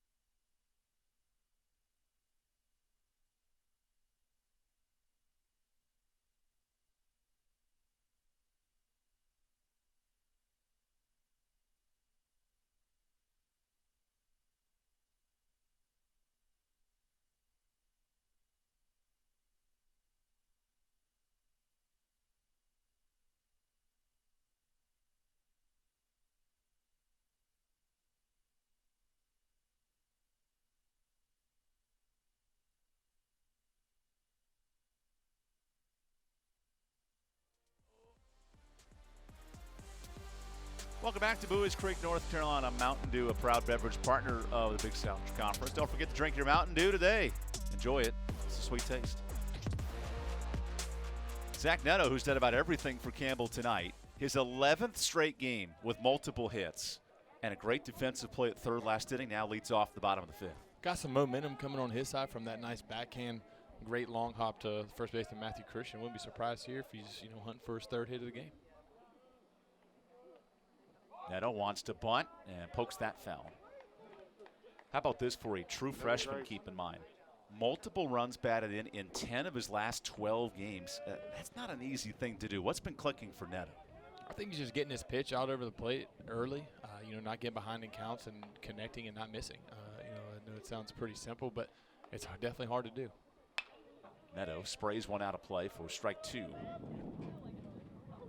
In fact, Neto this past weekend made life so difficult for Gardner-Webb pitchers. Multiple hits in all 3 games. He hit over 500 in a single series. And that is certainly translated here in the second half of April. Gray Little back to work on 0-2. Hold up, kid. What's even more impressive about Neto is the lack of strikeouts at the plate. Let's go now. Little tries to retire him, sitting on 59 punch-outs on the year.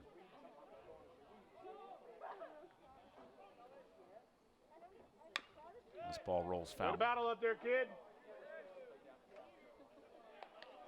Great job by Neto, coming in, seeing Gray for his third time this game. Definitely feeling comfortable after, the first 2 hits off of him. Looking to, have a quality at bat and keep continuing to extend this bat here. Neto a single in the first, a double in the third. Now works the count even in the 5th. Gray Little has just crossed the 90-pitch threshold here in just 4 innings of work. A tough outing against the best offense statistically in the Big South. Reaching that 100 almost pitch mark, I definitely think that would rule him out for the Friday, depending on the soreness and stuff, moving into a Saturday, Sunday roll. Neto rolls one foul. And that's what adds to the dynamic of this whole new conference season. High Point not only has to play Friday against Radford, then a doubleheader Saturday against the Highlanders. So some things going through the mind of Craig Cozart managing his pitching staff.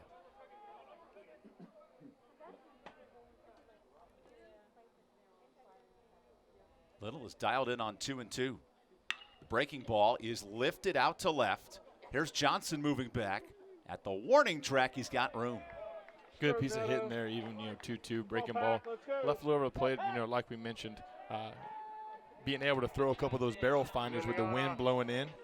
Great job, letting his defense work for him there. That is not an easy out at the plate in Zach Neto, so credit Greg Little here. And one gone by for Spencer Packard.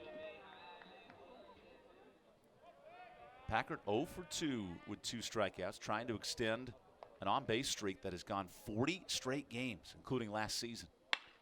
Make it 41 on the 1-out single. Great piece of hitting there early in the count. Earlier in the game, he washed a couple, tried, extending that pitch count like we mentioned, having those quality at-bats, but didn't take any time there on the first pitch, driving it up the middle. Of course, the all-time streak from Joe DiMaggio of a 65-game hit streak will never be caught, but what's been most impressive about this 40-game on-base streak for Spencer Packard? I think him just, coming out every day and, competing in the box, being a veteran leader on the team as well. A lot of guys do look up to him, obviously because of his play, but also just the guy that he is on and off the field. Colin Wolf thought about a bunt. That's a good stop by Sutton behind the dish, who has gunned out a runner tonight. That's been a part of Campbell's game we have not seen as much, the aggressiveness on the base. His credit High Point defensively. Square it up, kid. Square it up. However, those 2 errors by Peyton Carr has really changed this game.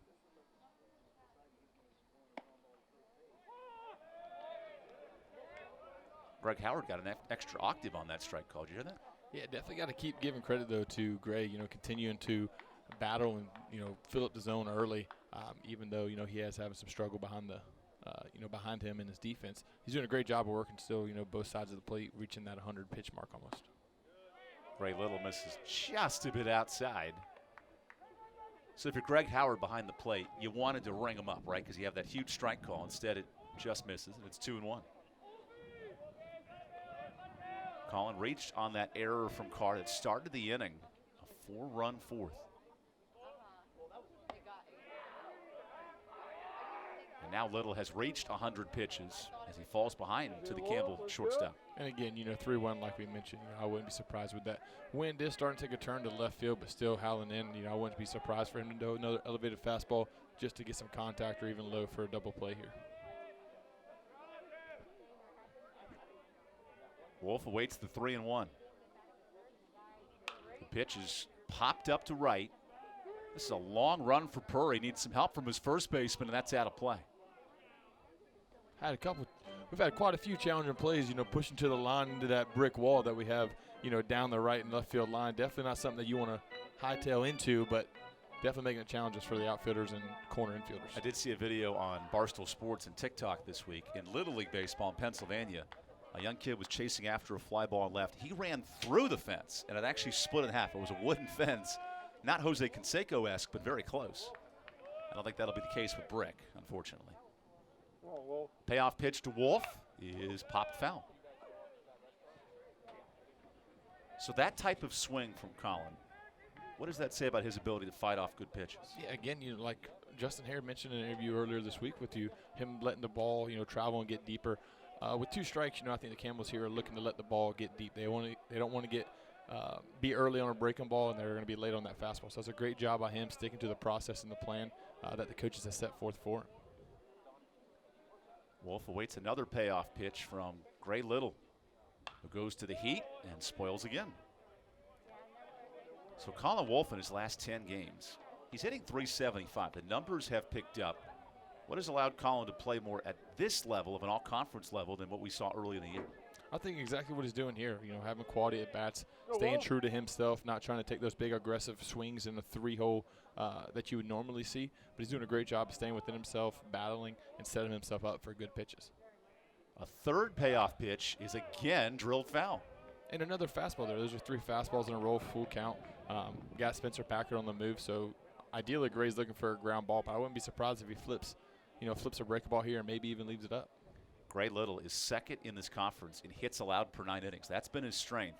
However, tonight he's given up 7 hits in 4+. Trying to limit Colin Wolf, who continues to fight off good pitches. This is pitch number 10 of the at-bat. And that fastball misses outside. Good at bat there, Colin. That man in the stand said all I could say. Absolutely, and like you mentioned, what's making Colin Wolf, get those numbers up and seeing, playing to that hype man that he was at the beginning of the year, the preseason player of the year. That right there, having those quality at bats and resulting in a walk and moving that next guy up to the plate. Also worth noting in these last 10 games, Wolf, 6 walks, only 6 strikeouts. He's been a tough out in many senses of the word. These are one of the guys that I'm not sure if the wind plays a factor for here in this park. Matt Christian has quite a swing at the plate. This time he goes around for strike 1.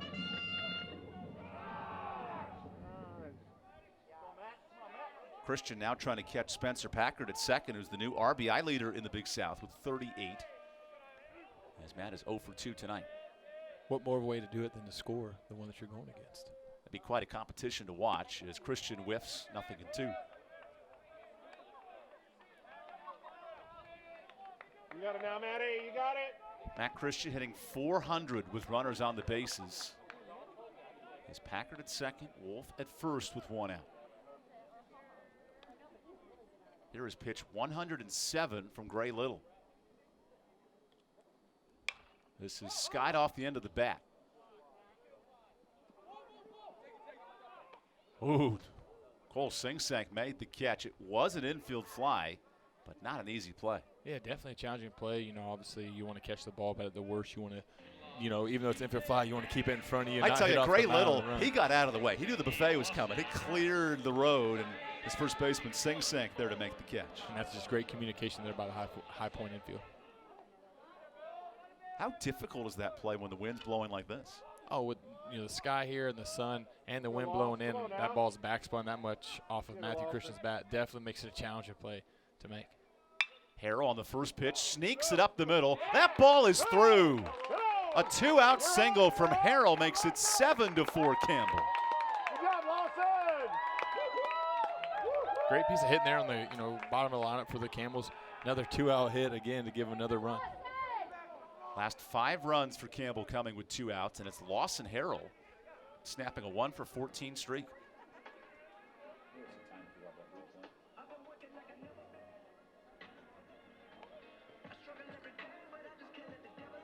How about the swing here by Harrell?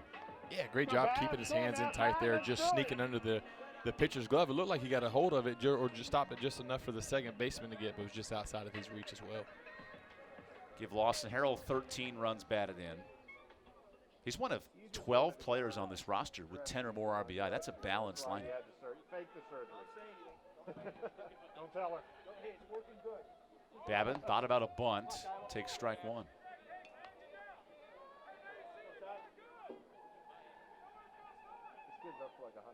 His 2-out rally. The single by Harrell cashes in Packard. And I was just like, oh. They haven't played in 10 days. Will's breaking ball is in for a strike. That's pitch 110. Fresh off throwing 118, his career high against Longwood on the 9th of April. Yeah, definitely going back-to-back breaking balls for a strike, trying to get this last batter to finish the inning. Wouldn't be surprised if this is Gray's last inning here. I hope. Campbell has scored 7 straight runs to take the lead. And with Harrell off for second, that's out of play. Think of this offense tonight, Christian. Campbell 6 of 9 with 2 outs. Yeah, and that'll play any day of the week, and on the weekends, conference or not conference. Putting the bat on the ball like that with runners in scoring position and with 2 outs, you can't ask for any more out of your Campbell lineup. Little faces another 0-2. Babin sprays it away. Keep in mind, Gray Little's 118 pitches was in 8 innings in his last start, earning the series win over Longwood. This is in 4+ innings of work.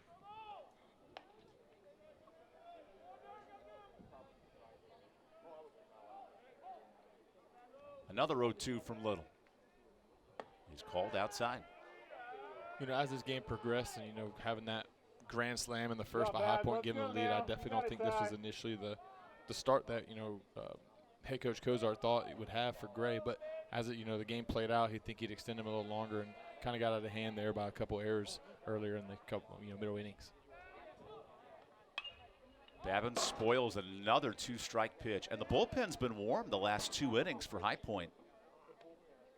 Kozart certainly leaning on his ace in Gray Little, who enters this game with a 2.3 ERA. I'd almost think that 2 strikes and 2 outs, guys on first and third, no matter what result here, it could be even his last batter. Wolf reached on a walk. He's now at third along with Lawson Harrell. Harrell's off for second. Babin shoots one out to center. On the run to make the catch, that's Zajac. It's the second straight time he's robbed a hit tonight. We go to the 6th. Campbell adds a run to its lead here in Buies Creek. There's not a secret to what actually happens behind the scenes at a bank. Here at First Citizens, we're trying to educate the client in each step of what's actually going to happen and actually have them make the educated decision around what steps and what options they utilize. We want to become that trusted advisor that actually guides them down that road, helping you reach your goals. That's Forever First. I'm crying 'cause I love you.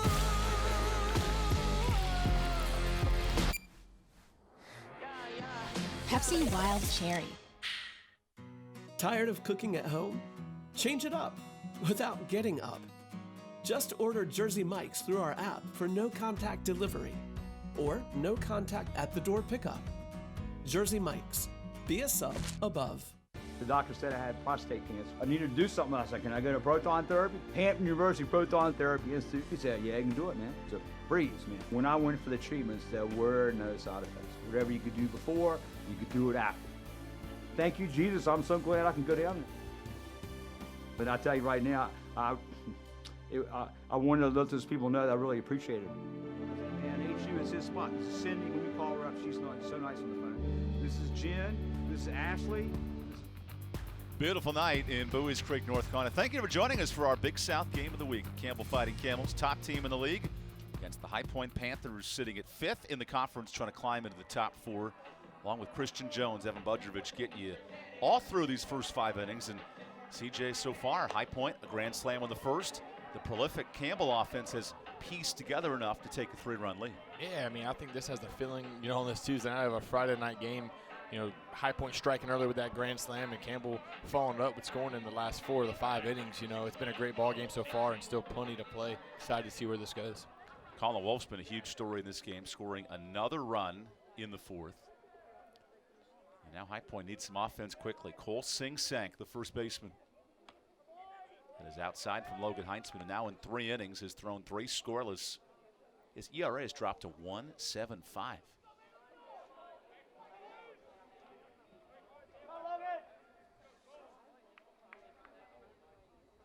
Cole out in front of the slider, 1-1. That was a vicious swing from Cole Sing-Sank, who went 1 for 4 the last time these teams met. That was back on March 23rd in a 9-4 High Point win, a reversal of the first matchup. Campbell jumped in front early, and the Panthers hit 3 home runs to win the ballgame.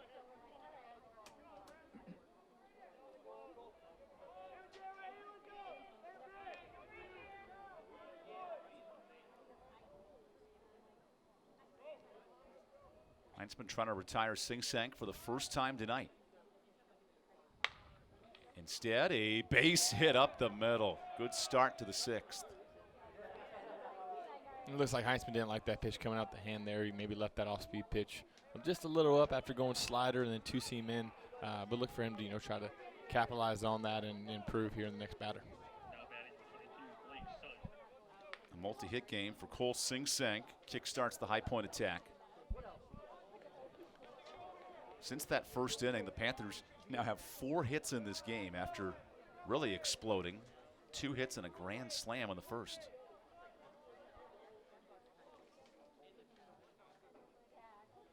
There's Blake Sutton, the High Point catcher. That is called outside. High Point, when trailing after 6, it's been a bugaboo for the Panthers. 1-12 on the year.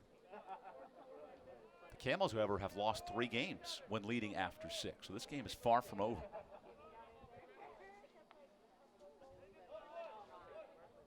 As a player, do you watch those trends? Do you notice any of those things, both defensively and on the offensive side? As far as the numbers-wise, what our record is after a certain part of the inning, not so much. I think you kind of know, like, hey, we dropped a couple, or, we dropped the ball in a couple, whether it be defensive errors or just not putting runs on the board. Obviously, too, going into conference, the game's never over. If there's an out left, the game's never over. So, you fight to the end. Wouldn't be surprised to see, High Point try to strike back here. 1-1 is ricocheted out of play. Almost hit the Campbell dugout there.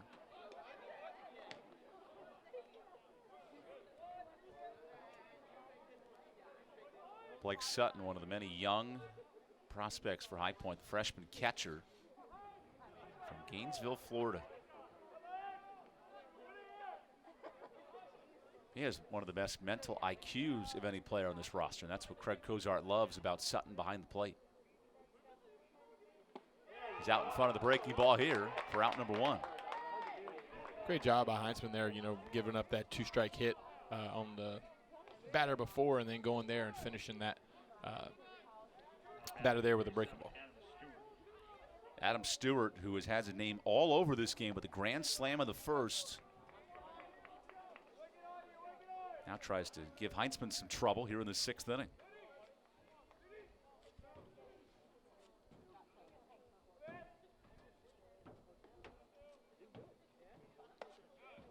Babin frames strike 1. That's a great job by the Campbell catcher. Yeah, great job getting the top part of that zone there. Often we see the umpire not giving that up elevated pitch throughout the beginning of the innings, but there he is there on a good tight hole by Babin, calling strike. Heinzman 3 1/3 scoreless, replacing Jack Yusko.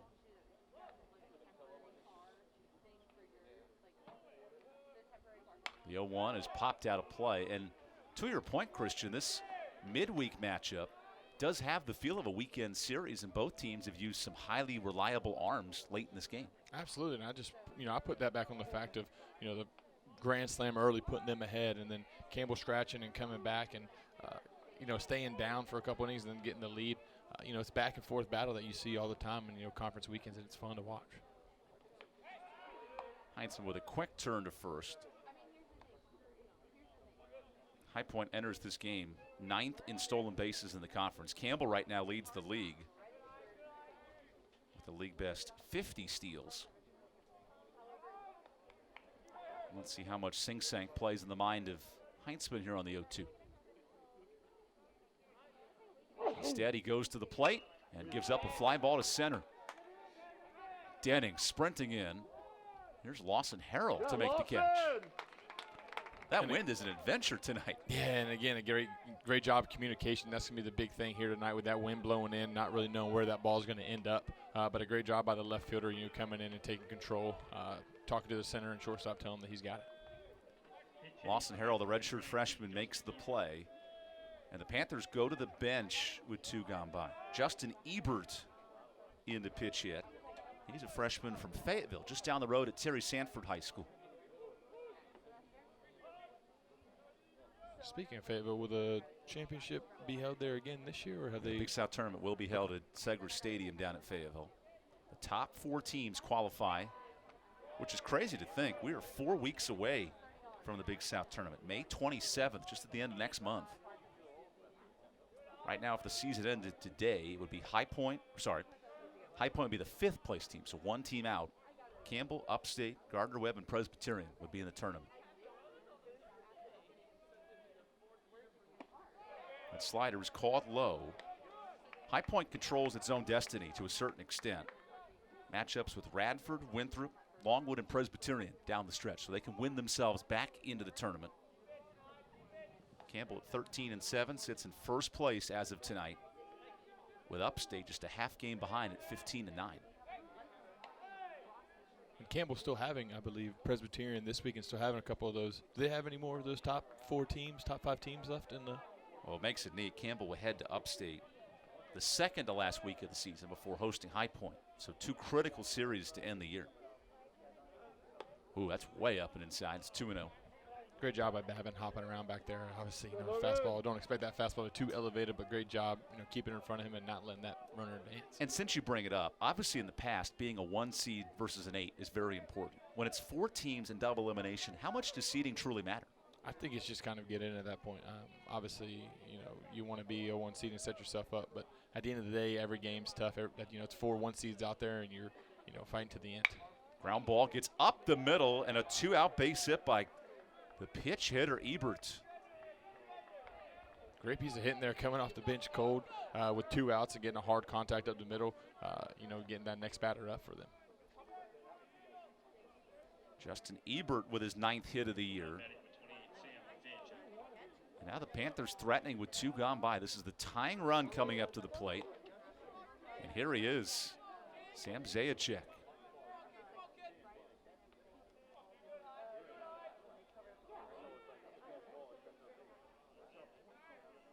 Zajac this year hitting 171 with runners in scoring position. He's now got Sing Sang at second and Ebert at first.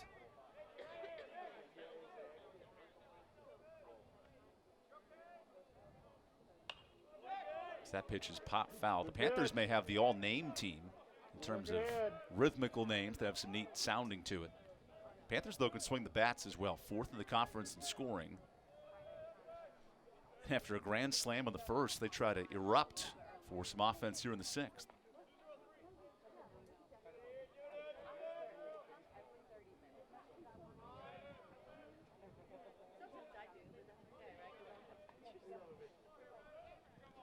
There's the 0-1 from Heinzman. Instead, he looks back to second. Even with 2 outs, keeping that runner close, not allowing him to score on a, single to the outfield. I know they have a 3-run lead, but to try to keep that as much as possible is definitely important here in the middle innings.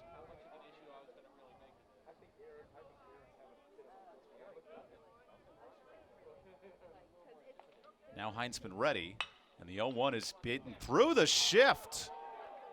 Chance to score a run. Harrell's throw to the plate is off the glove of Babin. The runner did touch home plate, so Sing Sing scores, and it's 7-5. And, just a great piece of throwing there from the left field. I mean, that ball was on the dime. However, it looks like after Babin maybe caught the ball, had popped out of his glove. Little reach there. Yep, and on the tag through, looks like he did get his foot in there, but on the tag through, that ball popping out of his foot. Looks like Justin Hare might be questioning the tag on the play. Challenges are available in this matchup. And you see the tag here. Yep, that foot looks like it's on top of the base as the umpires all come together. But it's an interesting challenge. I think he kind of just wanted to get in the umpire's ear just a little bit, kind of slow things down, get his pitcher back on pace, slow his momentum, even with the ball popping out there. So the umpires are going to check the replay. We're going to let you watch the angles the umpires see and see what the decision will be.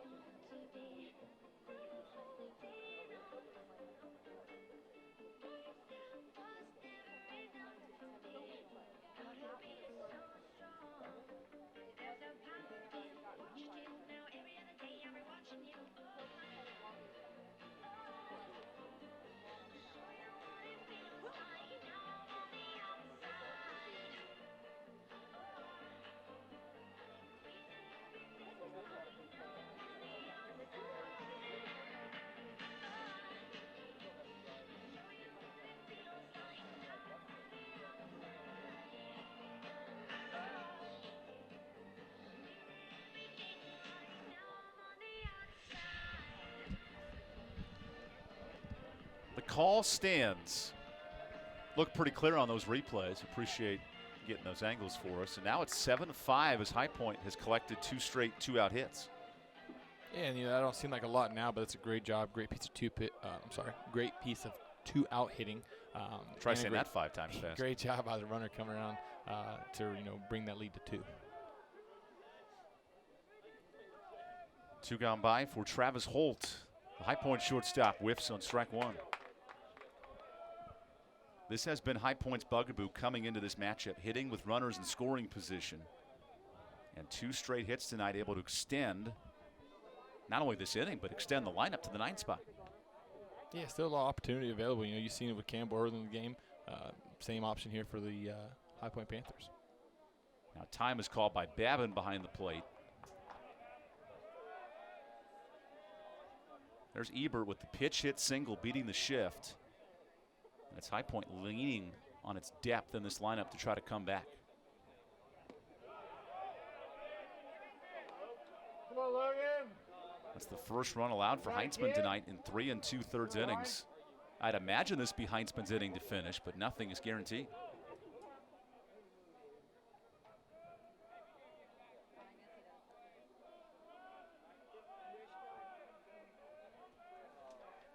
Now the 1-1.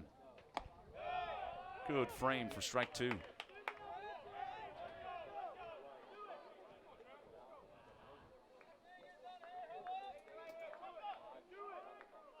First runs for the Panthers since the very first inning on a grand slam. Now Travis Holt, a chance to tie this game.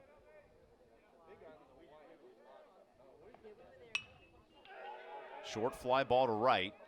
In the Bermuda Triangle, it drops in. Base hit for High Point. Now Wolf back to third. And in safely is Zajac.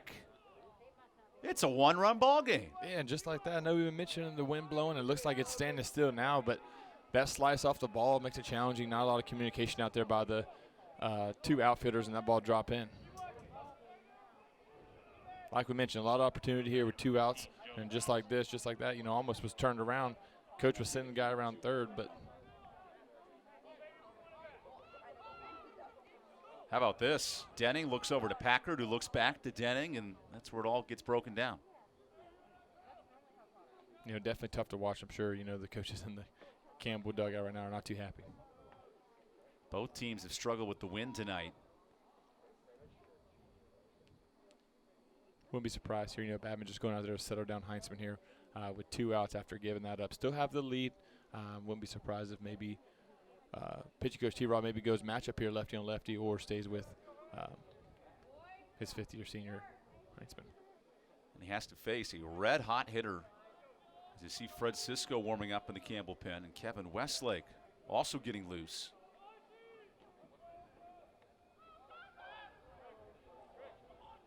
Amp it up from a Friday night game to the weekend feel here, as an intentional walk is issued to Joe Johnson to load him up. Great, you know, heads-up play obviously there by T-Rob, the pitching coach, giving that force out and that matchup, that righty-on-righty matchup, which is what you want. Here comes the pitching coach Robinson, and a pitching change looks to be in order. How quickly things can change, Christian. 3 straight hits and a walk. Now High Point's right back in this ballgame. Yeah, and even whenever that ball did drop out there, that error by the outfield, I was surprised that second run didn't come across the score. He was coming around third, and looks like the coach held him up. But I was kind of surprised in a tie ball game. But you know, nonetheless, 1-run ball game here in the 6th inning. Westlake and Cisco, good options out of the pen. Man, this game has changed in a hurry. 2 runs with 2 outs. Both teams have had dramatic rallies with men in scoring position, and now the pressure is back on Campbell. I mean, just a pure 2-out hitting discipline by both sides of the ball have been immaculate, I believe. So here's the rally. A 2-out hit from Ebert off the bench. That gets it started for 1. After a review play, it ended up being safe. And then this little bloop job by Travis Holt drops in. All of a sudden, it's a 1-run ball game as Campbell goes to its bullpen. When we come back, Fighting Campbell's trying to escape the jam here in the 6th.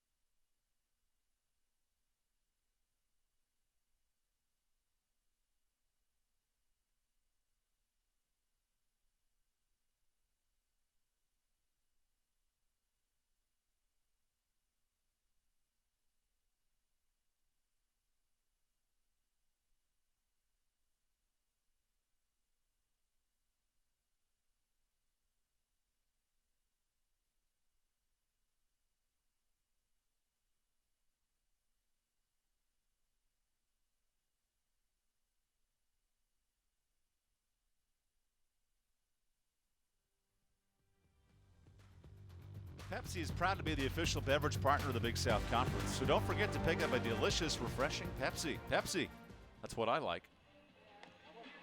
You know what High Point likes? It's a pitching change for Campbell. Kevin Westlake enters here in the 6th. The Panthers have scored 2 straight runs and put the pressure on the top-seeded Camels. Now 1-run ball game, but the base is loaded, and here's Kevin Westlake, who has been fantastic out of the pen in Big South Conference play. A 0.77 ERA in 12 innings of work. That is the best among all relievers in the conference. Now he faces a huge spot with the bases loaded and 2 gone by.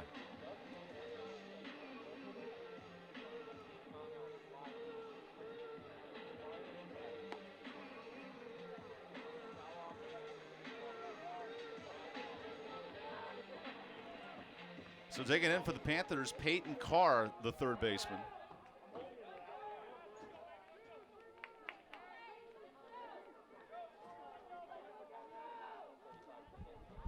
Carr is 0 for 3 tonight. As Westlake faces a bases-loaded threat. It's way inside. And a tough task for Westlake to find the zone here with the bases loaded. Yeah, and this is a challenging spot for anybody. But, like Coach Hare mentioned, another team guy on the mound, loves the moment, wants to be in the moment, and, contribute to his team. And here's a great option or a great situation for him to do so. Peyton Carr as hot as any high point hitter, a 316 clip. This ball gets away, and the Panthers have tied it. That cashes in Sam Zajac. And not the way, for the Campbells, not the way you want that situation to turn out, but great heads up play there by the third baseman on that pass ball to get there, get a good jump and slide and safe for the tie and run. Looks like it just came off the inside of Babin's glove, running back, close play there, just sliding in front of the tag. All 3 runs with 2 outs for the Panthers. 2 straight singles and a walk. Now Westlake's 2-0. It is called a strike. Now how things have changed with the error in the outfield. Not ruled an error, but certainly a play Campbell should have made. Yeah, and just like that, we got ourselves a tie ball game here in the middle innings. Should be interesting to see, how Kevin Westlake pitches to get out of this inning here. He's falling behind 2-1 to Peyton Carr. Good scoop by Babin. Otherwise, it's 8-7 High Point. Yeah, and it looks like he's missing, glove slide to Babin and glove slide to himself on the inside corner of the plate, which is making it tough for Babin to get his glove around. But a great job there by stopping it and not allowing another run to come in. Campbell this year, 42 wild pitches. That is 3rd worst in the league, and it came back to bite him in this inning. Westlake the 3-1. Right back to him. That ends the inning as the Panthers score 3 in the 6th. High Point now ahead as we go to the bottom half.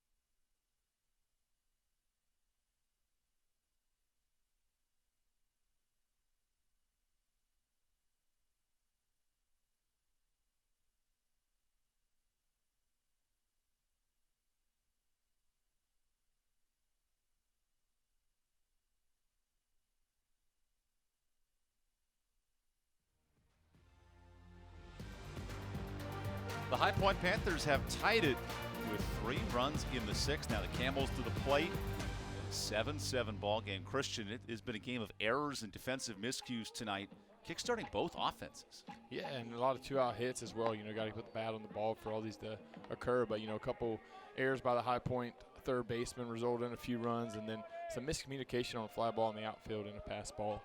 Ultimately led it back to a tie ball game. But nonetheless, here we are, bottom of the 6th with Waldy starting off.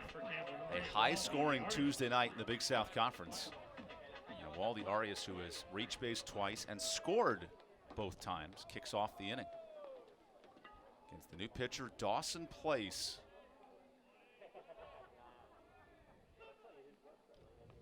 Place is also in the starting rotation along with Gray Little. He's a redshirt freshman from Land O'Lakes, Florida. And asked to bridge the gap here in sort of a starter-heavy Tuesday night start. And that's called strike one. You know, even though he is coming, you know, a weekend arm coming in the bottom of the sixth, I think it's a great opportunity, you know, for this two-pitch right-handed freshman, you know, that has the fastball and the plus slider. You know, great opportunity for him to show what he can do in the mid-reliever role. The umpire rules hit by pitch as Arias has been hit twice. And Craig Cozart not very pleased with that decision.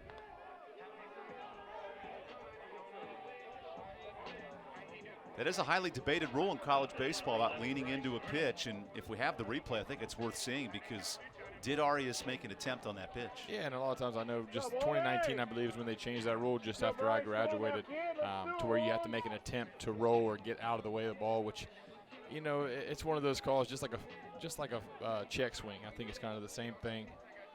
Does he attempts to turn that leg in. Did he lean in? Hard to tell from that angle. Now the umpires will converge and talk this over because this is a huge play. Now, is this a reviewable play as well? It's not reviewable. Okay. So this is clearly just on umpire's judgment. Okay, I guess it is reviewable. I did not realize hit by pitch was a challengeable play. So we'll step aside and let you see all the angles, and umpires will have their decision.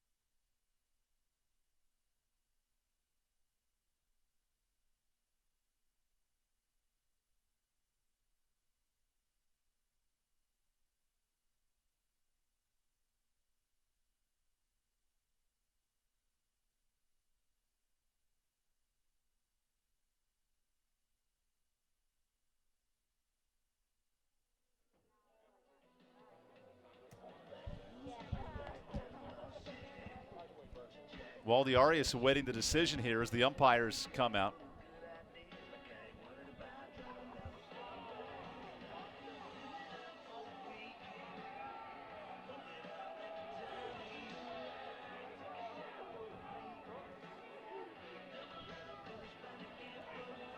So a decision has been made. Greg Howard ruling that Waldy Arias leaned into the pitch, and now it's a strike.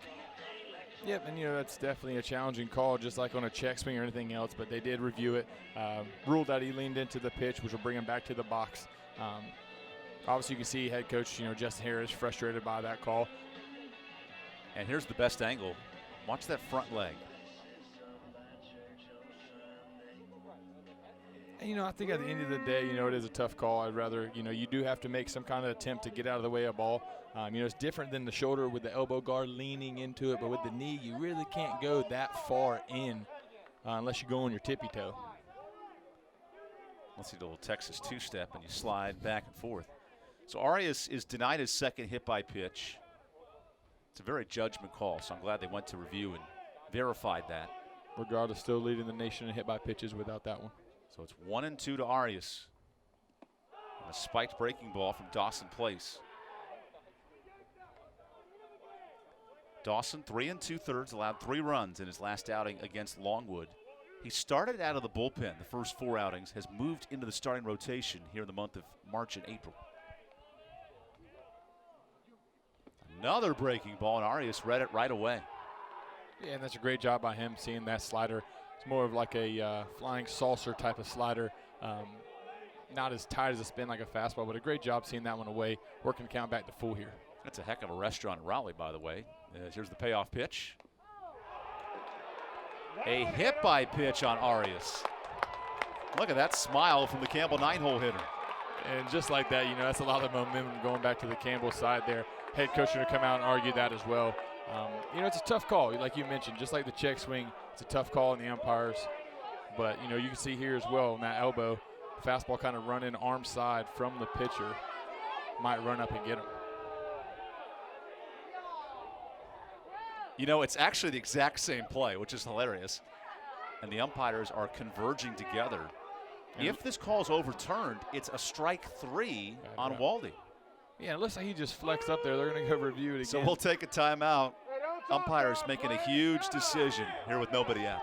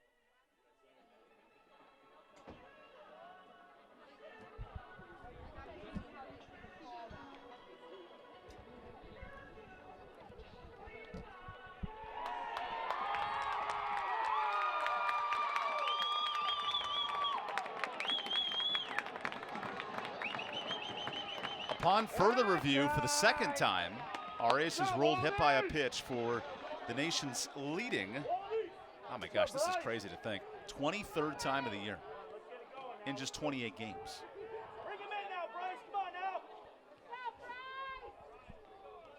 This sets the stage for Bryce Arnold in the top of the lineup. Ball 1. And, definitely doesn't seem like it, but with the crowd cheering, here with tonight, even with not that many people, momentum's on Campbell's side after that second hit by pitch, rolling Waldy to first base. Definitely has, the top of the lineup looking to get on something early. Good response by Dawson Place. That would have been ball 4 regardless, but if that call is overturned to a lean into the pitch, would have resulted in a strikeout. So a critical play as Arnold hits with nobody out. Runners off for second. A bullet to the base is not in time. And we might have our third challenge of the night. Yeah, that's a great job by Waldy getting a good jump there on a breaking ball. That slider, that slosher that we mentioned earlier. I think he just got his arm inside the tag there. Great heads-up play, moved himself to scoring position with a tie ball game here in the bottom of the 6th. Let's see him slide his hand right in here. Great jump by Waldy. Plus runner. Yep, and right there. That right hand is in there. The glove goes to the chest. 11th stolen base of the year. Great snag at third. Carr to his feet, and the throw's in time. Now Justin Hare wants a challenge.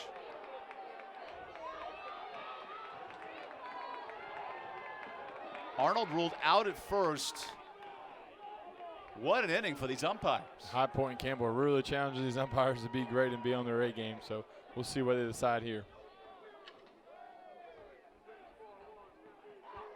Remember, the call is out at first base, and the challenge is in order. We'll step aside, come up with a big decision here in the 6th.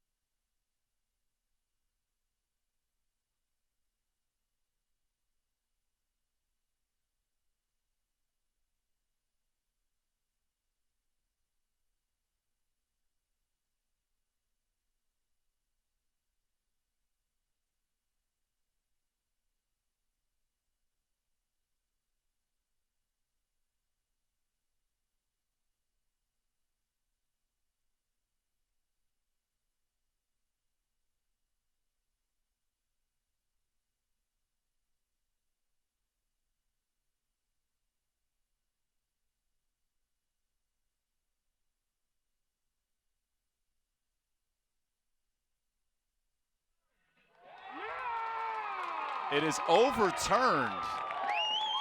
The home crowd loves the decision. Oh, yes, they do. After the third challenge of the inning, I'm sure there may be more later on. So 2 on with nobody out. Greg Howard has been the busiest man in the building, the home plate umpire tonight. And here's Connor Denning digging in.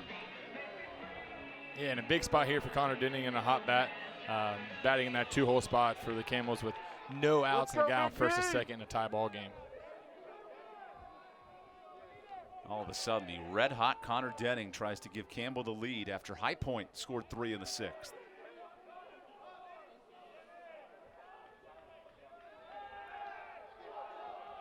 Dawson keeps an eye on Arias at second. After the starter, Greg Little, a quality effort despite the runs allowed. 5 innings of 7-run ball. Now it's on the shoulders of Dawson Place. That's outside. And, being Connor Denning, being that hot bat in the Campbell lineup, as well as a few others, definitely look for, probably an off-speed pitch, something up that he can elevate and drive into a gap. Nothing down that he wants to roll over, and he definitely wants to get it out of the infield here. That is just a bit outside, 2-0. Worth noting, Christian, the all-time record for hit by pitches in a single season is 37. Well, the Arias has 23 at the moment, and that record was set by Brian Harris back in 2010 for Vanderbilt.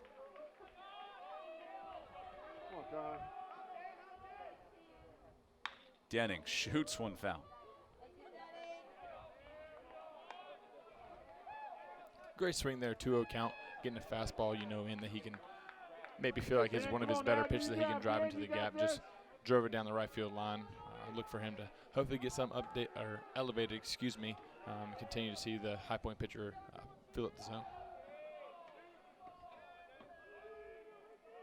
Denning awaits the 2-1 from Dawson Place. Breaking ball through the right side. Here comes Arias around third as Campbell takes the lead in the 6th.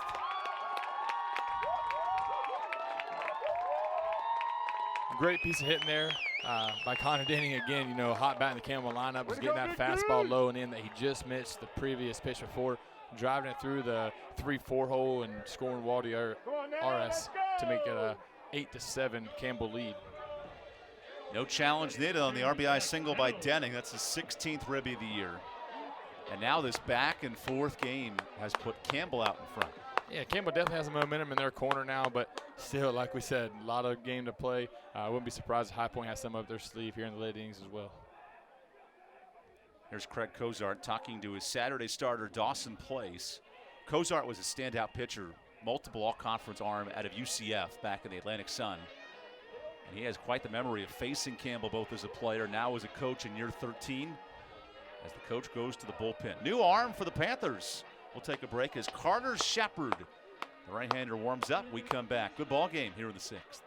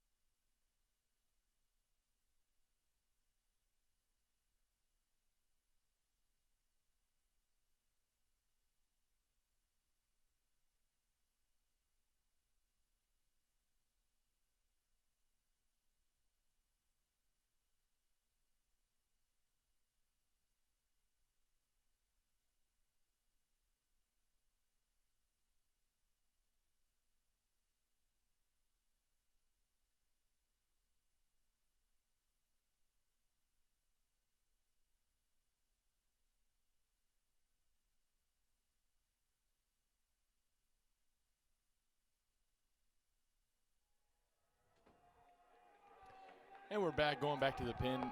Definitely not a surprising start with their Friday night guy going 100-plus pitches. Their Saturday guy coming in, definitely got to hold him to a pitch count, knowing that he has to pitch on Friday probably for the High Point Panthers.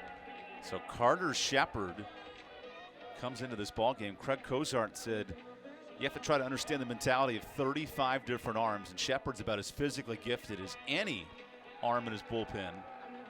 And now Shepard enters in a tight spot. Campbell has taken the lead on an RBI single by Connor Denning. And now Zach Neto, the reigning player of the week, digs in. It just is very interesting, to see the level of experience that the High Point Panthers pitchers and hitters have. They have tons of freshmen coming out and starting. A freshman just before the Panthers pitcher now. So they have back-to-back freshmen on the mound, and as well as about 6 in the starting lineup. So very excited to see what this guy can bring to the plate. Carter Shepard, the redshirt freshman, faces Zach Neto, the freshman who was the player of the week overall in the conference. And tonight, he's 2 for 3 with 2 RBI. And here it is right here, freshman on freshman matchup. A guy in the starting rotation, and then another guy like Neto, hitting 600 or whatever it is in the past month. Those numbers are pretty outstanding for Neto. This inning all gets started with a hit by pitch upon 2 reviews. Followed up with another review on a bang play at first. Now Neto watches fastball for strike 1. Great job by the freshman pitcher coming out. Guy on first and third, down 1, filling up the zone there. I wouldn't be surprised to see head coach Justin Hare maybe put the runner at first on some movement to get the infielder scrambling. That runner is Connor Denning, who singled to give Campbell the lead. Ooh, a late time call by Neto, and a balk is issued. Wait, nope. Okay, yeah, it was time. I think Denning got a bit confused. Yeah, it looks like there's a call time, I believe, by Neto there in the box, resulting in calling off the balk, which would have scored the this runner whole in inning. advance. This whole inning has been upon further review, so I would not be surprised. Drive it, kid. You got this. So 2 on, still nobody out. And Carter Shepard trying to climb out of a tight jam. Gives up a line drive shallow into center. Zajac on the move, and it drops in front of him. RBI base hit for Neto, his 3rd of the evening. Great piece of hitting there, just a little capped off the end of the bat. Able to get down to shallow center field and score another run for the Camel, giving him a 2-run lead. Great job by Neto again, man. Guy's 13 RBI for Neto in his last 6 games. Yeah, look at him extend there, just not get it all the way, but just enough to sneak in there. A great job by the center fielder trying to fool the gentleman at third base, but great job, reading that down and scoring. Bryce Arnold makes it 2 runs here in the 6th after High Point scored 3 in the top half to even up this game. What a crazy 6th inning. It's a shame this is just a midweek matchup. These teams will face 3 more times in a series at the end of May, final weekend of the regular season. But for now, Spencer Packard hits, trying to regain the Big South RBI lead from his running mate, Matt Christian. They call themselves the Bash Brothers at the plate. They'll share Mario and Luigi emojis between each other and text messages throughout the day, and those 2 have combined for a gaudy 76 RBI. And that was a great video I saw you post on Twitter the other day of them tapping helmets after a couple RBIs. Packard sprays 1 foul at strike 2. Great swing by Packard there, 1-1. Not in a 2-strike, not behind the count yet, but trying to get his best swing off to drive a ball in the gap or out of the yard. We'll look for him to maybe shorten up here and fight something off and be late on that fastball, but not be too early on that breaking ball to drive something up the middle. Still nobody out in the inning. Here's Carter Shepard, one of the highly touted arms for High Point. Gives up a base hit the other side. Neto rounds 3rd, and he scores. It's 10-7 here in the 6th. Like we mentioned, 2-strike, 2-out hits. There, just a 2-strike.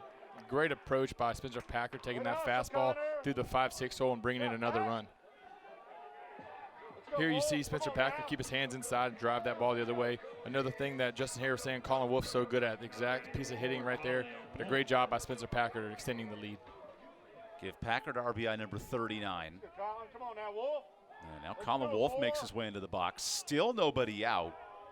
We've had 4 hits and a hit by pitch in this inning. And 3 reviews.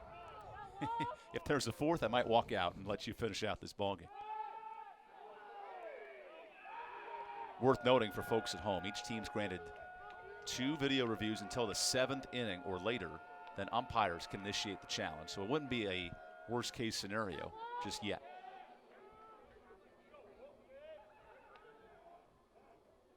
Colin Wolf watches strike one.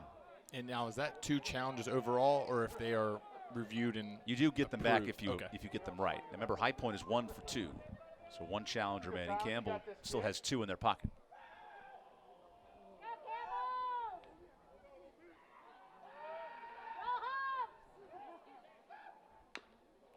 Wolf hits himself on that swing, and it's 0-2.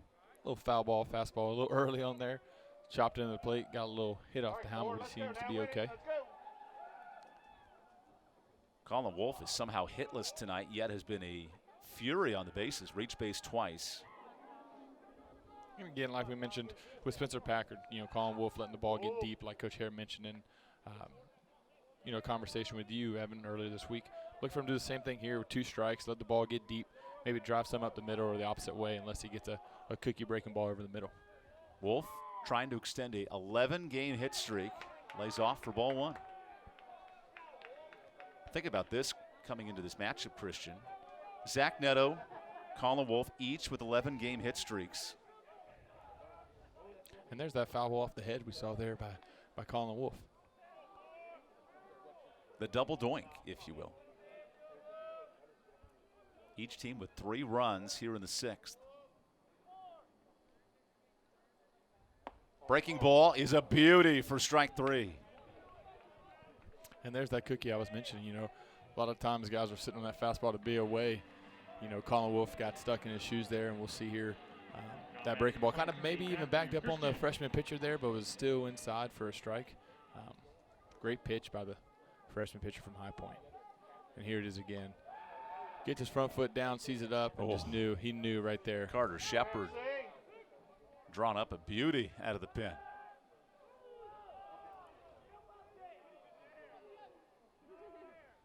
High Point is a pitching staff. They do rank 2nd in batting average against. Typically good at avoiding these type of innings, as Campbell sits with 10 runs on 12 hits. Christian got fooled. Yeah, it looks like he was probably sitting off speed there. A lot of times, a power guy would run in scoring position. They'll pitch you backwards, start off with a breaking ball, and then work the fastball elevated or inside. Looks like he was sitting off speed there and was a little late. That's what Justin here is going to call time and tell him to settle down, man. Get your head straight and have a quality at bat here with 1 out and 2 guys on. The Campbell head coach says his offense can score in bunches. They're a very 5-run oriented team with these big innings. We've seen 4 in the 4th, now 3 in the 6th. And one of the top RBI threats in this conference digs in.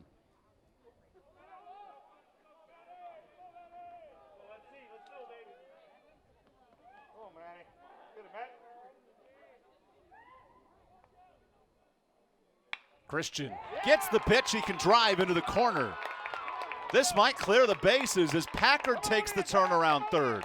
Bobbled by Johnson. And Packard back in time on the RBI double, scoring another run. And there it is again. Great job by head coach Justin there, slowing down Matthew Christian in the box. Got another breaking ball in. Was able to keep that one fair and drive it down the left field line for an RBI double. Packard. And here it is again, keeping his hands inside, keeping it fair. I know we've seen a lot of foul balls here today just outside of the line, but good job by him staying in tight there. That was a nice play by Joe Johnson. Otherwise, Packard was dead to rights at the plate. One gone by for Lawson Harrell. Infield's in, and that's called inside. Here's another situational piece of hitting that, a lot of teams work on during batting practice. Less than 2 outs, runners in scoring position, and infield's in. You're looking to find a ball elevator, a ball that you can elevate into the outfield to get that sac fly and score Packard at third. Harrell smokes one out of play. You mentioned that situation. Lawson Harrell this year, 7 for 11 in those spots. And looks like those situational batting practices are working off for him. And I'd love to see a workout here for him as well. This is 5 straight hits for Campbell in the inning.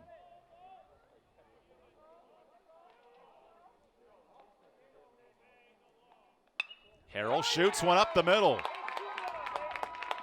Packard to score. Christian follows suit. And a huge inning for Campbell offensively. Great piece of hitting there, like we mentioned. Infield in, so brings it a little tighter. Shoots a ball right back up the middle and brings in 2. Great piece of hitting there by Harrell. There's again fastball just on the inside part of the plate to be able to shoot it back up the middle. And Matthew Christian got such a good jump, he didn't have no throw at the plate. And the Bash Bros scored together as Harrell now with 3 RBI tonight. This is a tough blow for the High Point bullpen between Dawson Place and Carter Shepard in this inning. Already 6 runs in. And here's Ty Babin as the lineup is now hit all the way around.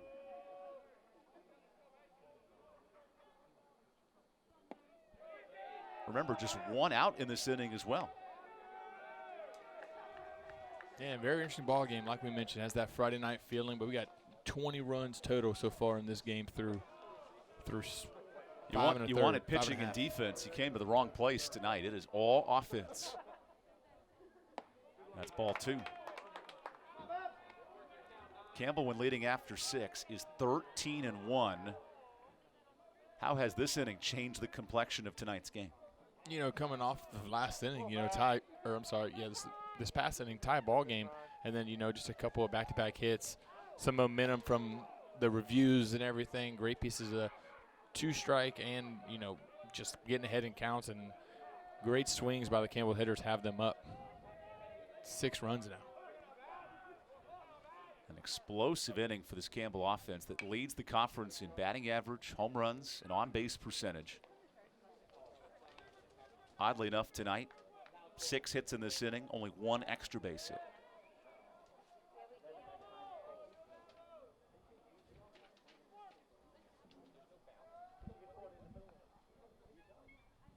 Carter Shepard dying for an out here in relief.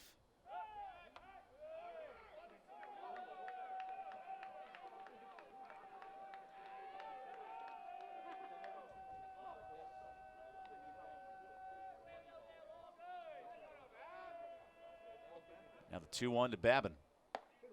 It's called outside. Waldy Arias started this inning with a hit by pitch upon 2 reviews. And since then, which feels like 45 minutes, but it has been quite a long half inning. The Camels are up 6. Runner off for second. That pitch gets away on ball 4. And a 1-out walk continues the carousel. Definitely don't let it go unnoticed. Great job by Babin staying locked in there after the Camels put up 6 runs.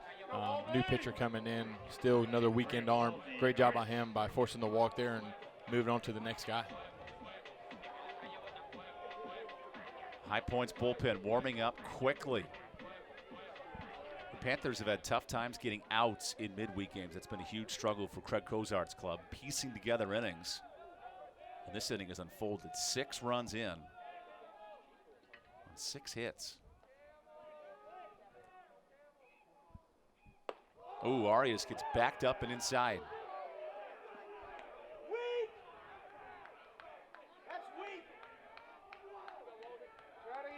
Waldy Arias hit twice tonight for a nation-leading 23rd time.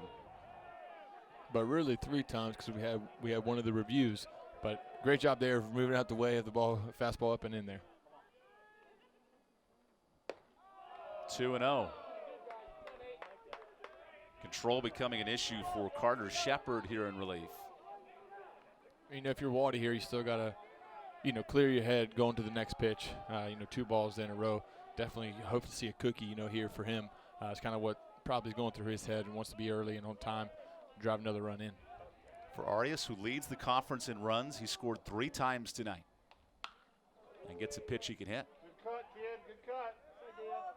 That's quite an adjustment as well, from 2 pitches way up and in. You've already been hit a couple times as well, to finally getting a pitch to drive. Yeah, and it goes unnoticed. Even when, you go 2-0 or 3-0, working the long counts, you sit there and you realize, I haven't swung my bat in, 2 or 3 pitches. It's definitely a little more bearing on the hitter. The 2-1 is down the middle for strike 2. Arias started off this inning with a hit by pitch. Since then, 5 singles and a double. The lone out, a strikeout of Colin Wolf.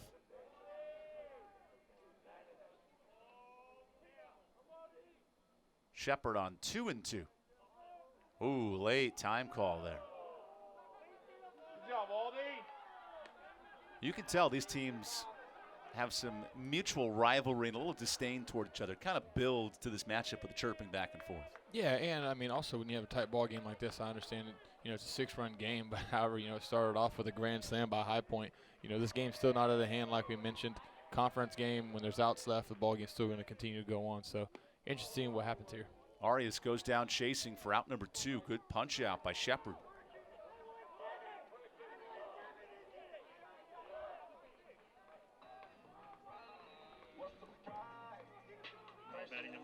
Back to the top of the order in Bryce Arnold.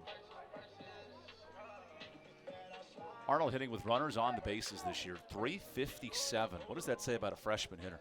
Yeah, it definitely sees that. He's confident in his play and gets his pitches to hit, and he doesn't miss. He continues to find barrels and find holes in the infield, and that's, kind of what will put you in that positive situation. Come on, Bryce. Shepard's slider is scooped up by Sutton behind the plate. And with how explosive these two offenses are, 6 runs does not put this game out of reach, crazy as that sounds. And you're absolutely right. Tonight I've seen great discipline from both sides of the plate, and that's kind of what contributes to this total run score so far. But there's been a lot of disciplines on both sides of the plate, and I can see it'll probably continue going throughout the game. 24 combined hits. The last matchup between these two was 9-4 in High Point, North Carolina on March 23rd. I can't wait to see what's going to happen the final weekend in May when these teams meet. And it seems that they're trying to double that tonight. Runners are off. That's taken for a strike. And a double steal started by Lawson Harrell. Yeah, and it looks like the catcher's a little frustrated there with a little miscommunication up the middle. Nobody covering second. Looks like he was trying to get the slower runner on the back end, but nobody was covering, so he just held on to it. That's 3 steals this inning for Campbell. And that was ruled a ball as well. So it's 3-0 to Arnold. Wouldn't be surprised here with, top of the lineup with Connor Denning, great bat on plate, and also a lefty. Look for him to probably take here.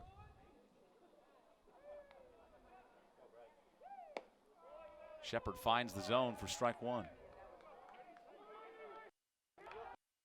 Shepard allowed 5 runs his last appearance. He's given up 3 here in just 2 outs of relief. And has his work cut out for him against Bryce Arnold. Slow chopper to Holt. Long throw is not in time. Second runner to the plate, who is out at home. That's Babin trying to score. Campbell strikes for 1 as part of a 7-run inning. It's 14-7 as we go to the 7th.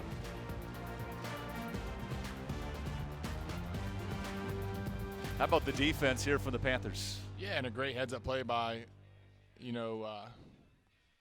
Spencer Packer and all those guys getting great hits. Hits, and more hits. 7 runs for the Camels in the inning. We'll go to timeout. Come back with more next.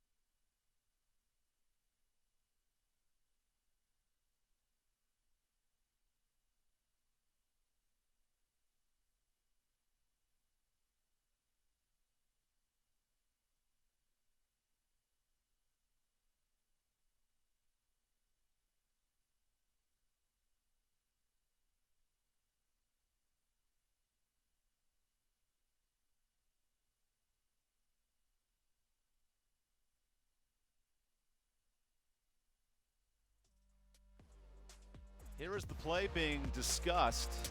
Did Lawson Harrell's left hand beat the tag of Blake Sutton? And it looks like it's tough. You know, we have a few different angles, but it looks like it's going to be tough if we don't have the first base angle, because it definitely looks like the glove got there, but we can't see the space between the chest and the glove. It's going to be a tough one to overrule. A neat idea on the slide there by Harrell.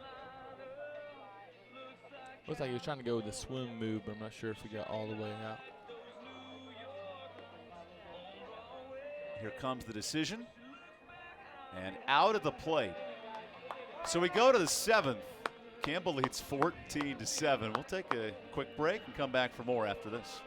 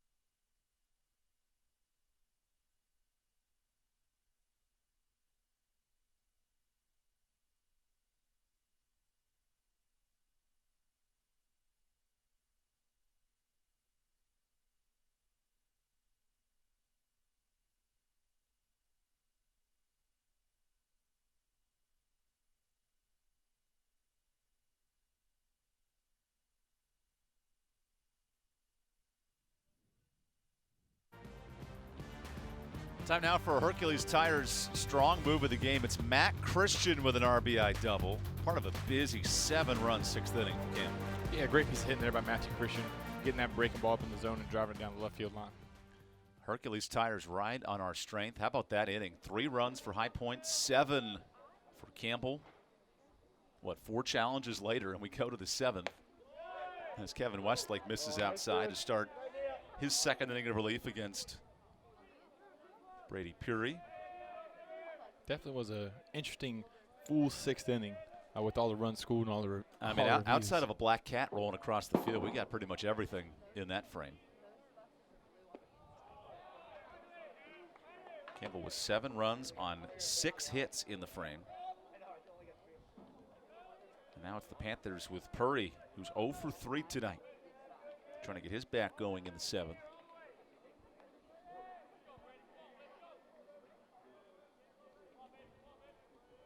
Westlake on 3-0.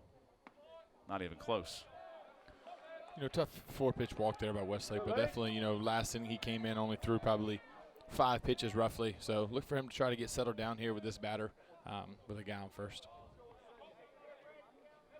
It's crazy how much the energy of this building can dissipate in about 5 minutes. It was very amped, high energy. Now a good challenge brewing with nobody out. Cole Sink watches strike 1. And there's that momentum I think Kevin, you know, needs to get starting off that first pitch fastball first strike to get him some momentum into the at-bat. But a great job there by him getting ahead. High Point just watched for 30 minutes as Campbell scored 7 runs on 7 hits. That pitch is called low and inside as Westlake has now missed 4 of his first 5. And even, you know, on that miss right there, Evan, you see it was low in the zone, but still not a bad miss by Kevin. There you look for him to probably try to get the umpire to maybe give him that call here later in the innings. Good swing and a miss for strike 2. Westlake's lone run allowed this year in 17 innings was against High Point in the non-conference matchup, in the midweek matchup on the road. Since then, he's been locked in with a .57 ERA.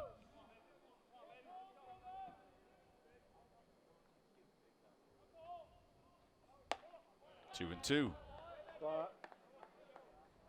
Looks like he tried to overthrow that one maybe a little bit on an off-speed pitch. Just left a little bit of arm side out there in the left-hander batter's box, but look for him to make an adjustment here, 2-2.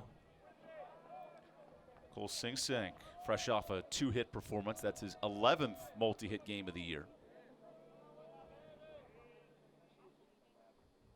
Westlake misses low. It's a full count. And the last thing you want to do here for Kevin is put 2 on with some easy free passes. Yeah, like we saw in the first, Jack Yusko giving up the first inning grand slam was followed, with a a walk and a hit by pitch to the grand slam. So definitely seen, in the previous innings them come back to bite you. Tyler Robinson out to the mound on a 3-2 count. You don't see this very often. A pitching change here midway through the at-bat. Okay, Kevin Westlake's night is done on 3-2. We'll take a quick break as well. Campbell nursing a 7-run lead, and I mean nursing by all senses of the word. Francisco into pitch when we come back here in Buies Creek.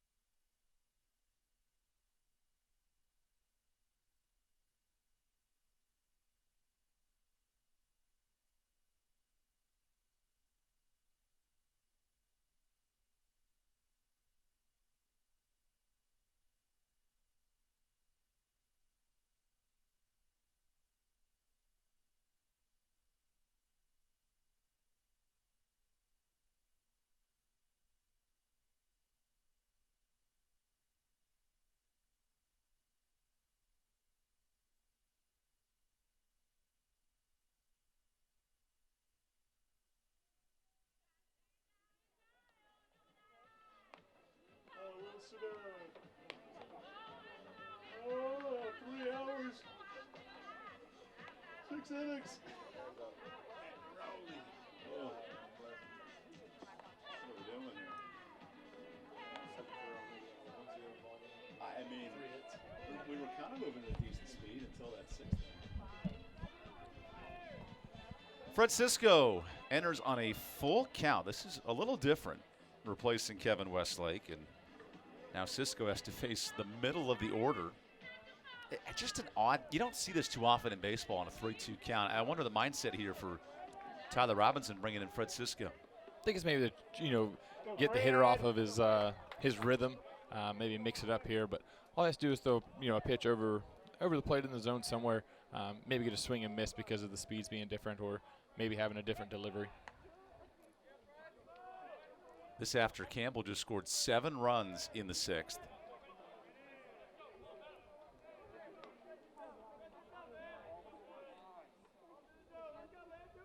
And a full count coming up to Cole Sing. Ground ball to second. How about this call by the pitching coach, leading to a double play? Great call there by T-Rob, knowing that he's got a ground ball pitcher on the mound, even though it is a 3-2 count, which is tough. Coming out and getting a fastball in on the hands, dribbling a ground ball to second base and turning it. Unconventional, but certainly proved us wrong. Big decision as Arias turns the DP. Moving, I think, to 27 now for the Camels. It's the best in the Big South defensively, and they needed it in that spot. 2 gone by for Blake Sutton.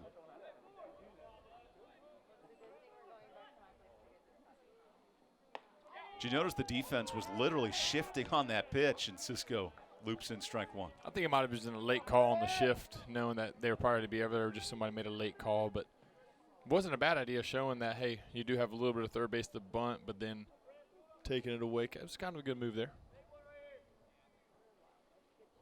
Cisco way outside, replacing Kevin Westlake.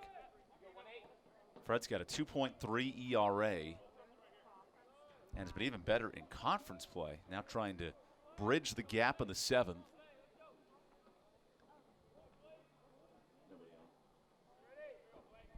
Now the 1-1. is called strike 2. Great backdoor slider there on the inside part of the plate for a lefty. Great pitch there, taking it back to 1-2. If Cisco can pull this rabbit out of a hat, job well done in the relief. The redshirt freshman facing Blake Sutton, who's 0 for 2 tonight. Now the count is even.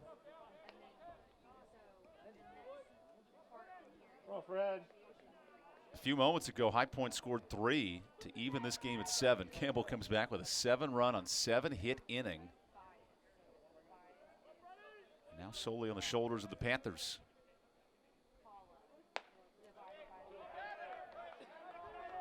Just 2 not very competitive pitches there from Cisco. Yeah, it looks like he tried getting that backdoor breaking ball back on the inside of the plate.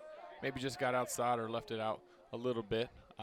Maybe slipped out of his hand, but look for him to probably go back to it here. The payoff pitch. And that's ball 4. So Blake Sutton able to reach with 2 outs.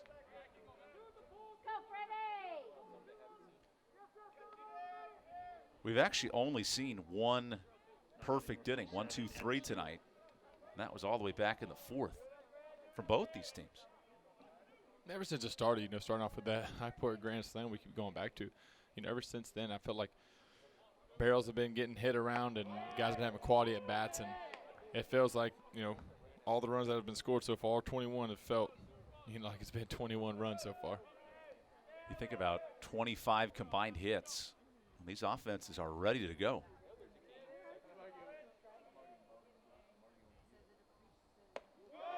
That's called a strike, 0-2. Very good changeup there. Looked like, out the hand, he had a good dicks early out of the hand. Fooled the batter there. Looks like he was well early and ended up taking.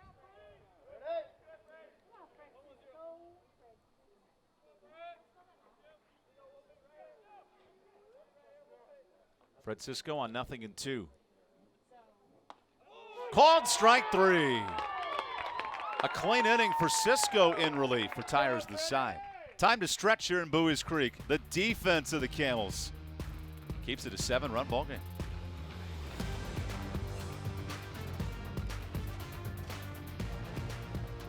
Bender, take one. Tonight's matchup, me versus an ugly fender bender. If Ike and Ike got a win, it's going to be a miracle, baby. Mr. Vitale, it wouldn't be a miracle because Geico gives you a team of experts to help manage your claim. It's going to be a nail biter. No, the Geico team is there for you 24/7. Geico is awesome, baby. Too much? I think we got it. Yeah. Thanks. Thank you. Yeah. Geico. Great service without all the drama. We are not merely an institution of higher education.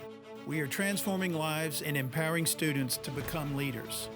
Leaders in our communities, in our state, and throughout the world. Leaders in innovation. Leaders in service to our neighbors. Join our movement. Join our community.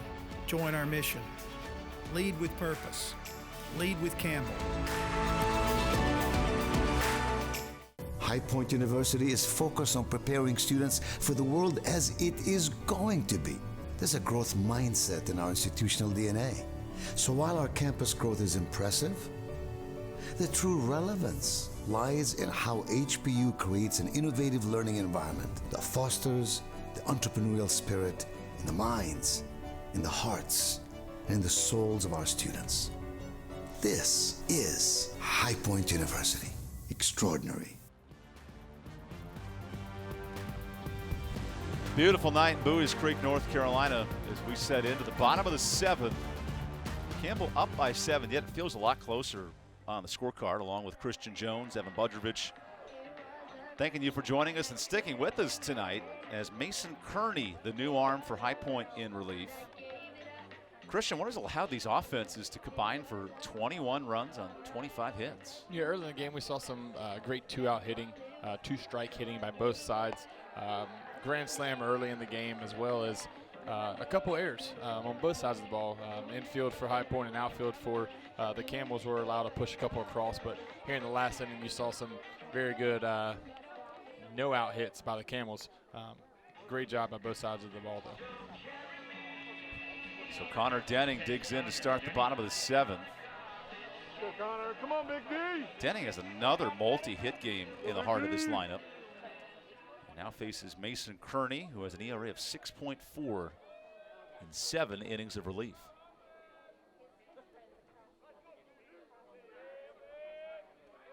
Look for Denning to get in here and get something early and often with the lead. 7-run lead. Look for him to get on a fastball early in the count. Kearney's first pitch is in for a strike. D1Baseball.com rated their top 100 Division I senior hitters, draft eligible players, and Connor Denning was ranked inside the top 50 overall. In fact, 46th in the country. Joe Johnson was also on that list for High Point, and so was Spencer Packard, who was up to 4th among all draft eligible hitters. Quite the accolades there for the Campbell hitters too as well.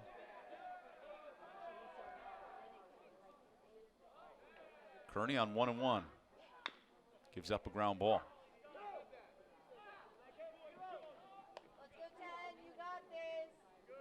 Here again, we see Connor Denning, stuck in a 1-2 count with 2 strikes.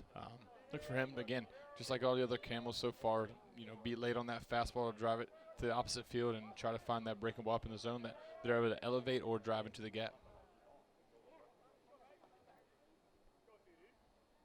Mason Kearney out of Russia, all the way across the world here in relief. The 1-2, way up.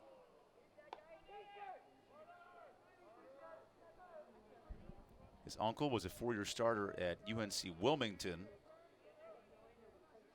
His grandfather played in Showan. His family came from a military family, so they moved around the world, grew up in Russia, came to the States. And at 3-2. Looks like those last couple pitches he left out arm side. Just let him leak out to bring this back to a full count, which he didn't want. But look for him to challenge the hitter in Connie Denham here with 3-2. Started off as a warm ball game. It's ended as a freezing affair. Crazy how this 3-hour marathon continues. And Denning takes inside for ball 4.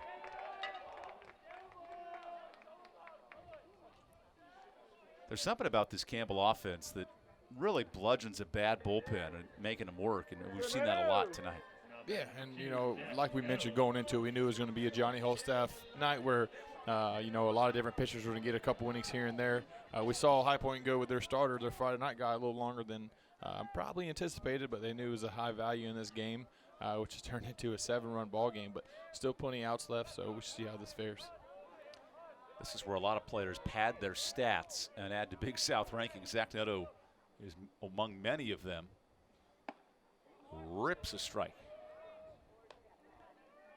Neto with a 3-hit ball game again tonight. It's nothing new for the freshman. Now has 13 multi-hit games.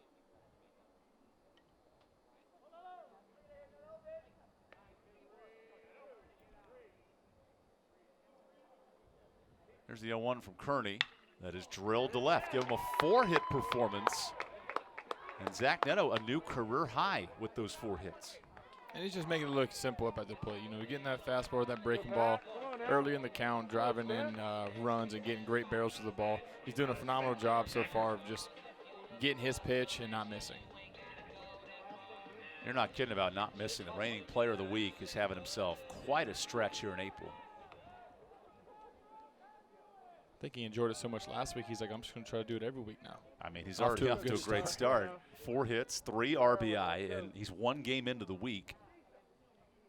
Here's Spencer Packard, who has base hits in his last 2 ABs.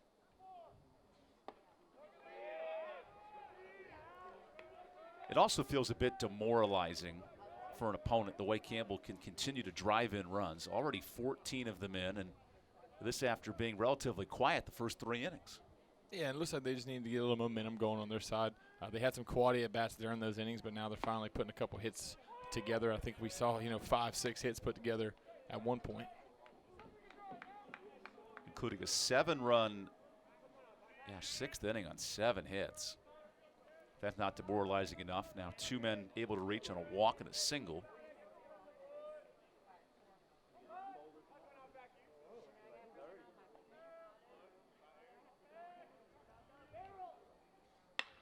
Off the end of the bat, out to center. Had some run out of this. Zajac tracks back for the play. And Denning slides into third.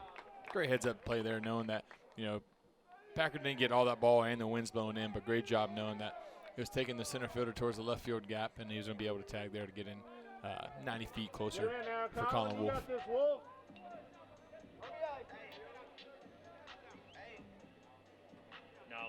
So as Denning goes to third, Colin Wolf digs in.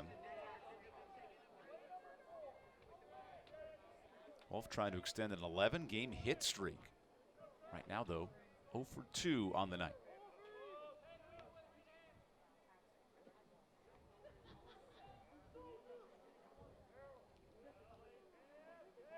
Runner is off for second, and without a throw goes Zach Neto.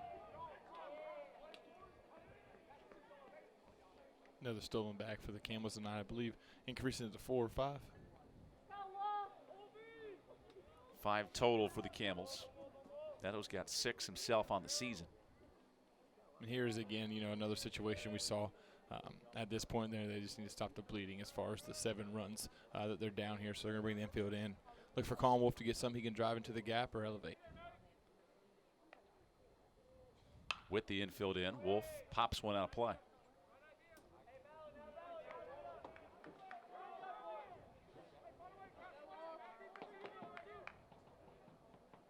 Second of 5 meetings between these clubs, and it's been very offensive-minded tonight.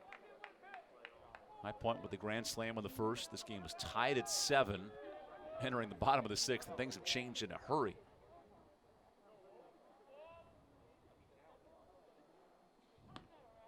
One and 2.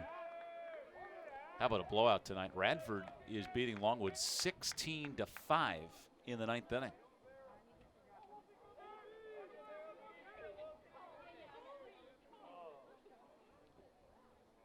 High Point won 2 of 3 over Longwood. Campbell not able to play. Longwood with a COVID issue between the 2 programs. That series TBD. And it's 2 and 2. Another 2-strike. 2-2 here. Another 2-strike count here for Colin Wolf. Look for him to try to still stay simple, stay within himself, drive a ball, backside or up the middle if he can get it off speed, left up in the zone. But look for him to stay true to himself and try to drive a ball through the right side, somewhere in the gaps. There's the 2 and 2 from Kearney. Wolf off the end of the bat out to left. That wind's blowing in. Looks like it's going to bring it a little shallow. Be interesting to see if he tags, and he does. Johnson the catch. Denning to the plate. He is in safely. A 15 spot on the scoreboard. Great job there by Wolf, knowing with 2 outs. Got to get something he can elevate. Great job by Denning tagging even on a ball coming in. Wind didn't get all of it, and he knows it there. Momentum coming in from the left fielder, but just being out of throw, being just a little right of the catcher, but Connor Denning ultimately beating it to bring that lead to 8 runs. That's a heck of a slide by Denning. Quick speed down the line. A little faster than Christian Jones back in his day. No doubt. Justin Hare would have put the hands out in front and told you not to go. We're going to keep the lead at 7. So Zach Neto over at second. He did not advance on the fly ball. So here's Matt Christian.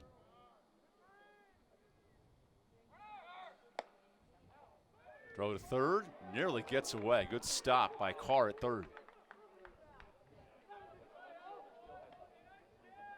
And I'm surprised Christian swung on that pitch with the huge jump that Neto had. Yeah, and I think, he's a fast guy with 2 outs. I know he saw that ball elevated. Eyes probably lit up. He was a little behind, but that's still a ball that he can swing with 2 outs.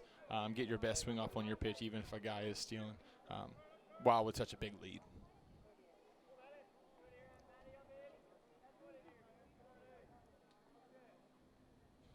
Kearney's 0-1, gets away.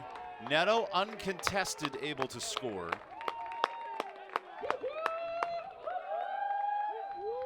Touchdown to the safety. Yeah, it looks like, just like earlier with Bab, when we saw those balls just get hit off the glove and deflect to the back. Another one there. Pitcher leaked outside. Was in the left-hand batter's box, and the catcher had no shot. Second time Neto has scored tonight, so no RBI chance for Matt Christian at the moment. Unless he drives it himself, and then we're really talking. Oh, Christian rips one into the corner. He'll take the extra base hit instead. Second straight double for Matt Christian. Great piece of hitting again there by Matthew Christian, getting that breaking ball left down the inner part of the plate, driving down left field line again. He's loving that left field corner down there. Like Evan said, second double back-to-back. I appreciate the shout out there. Thanks. Along with Christian Jones, Evan Budrovich here in the 7th inning. This game has gotten a bit out of hand. Campbell 7 runs in the 6th, 2 more in the 9th. And now it's Lawson Harrell's turn, who collected 2 hits in the last 2 innings.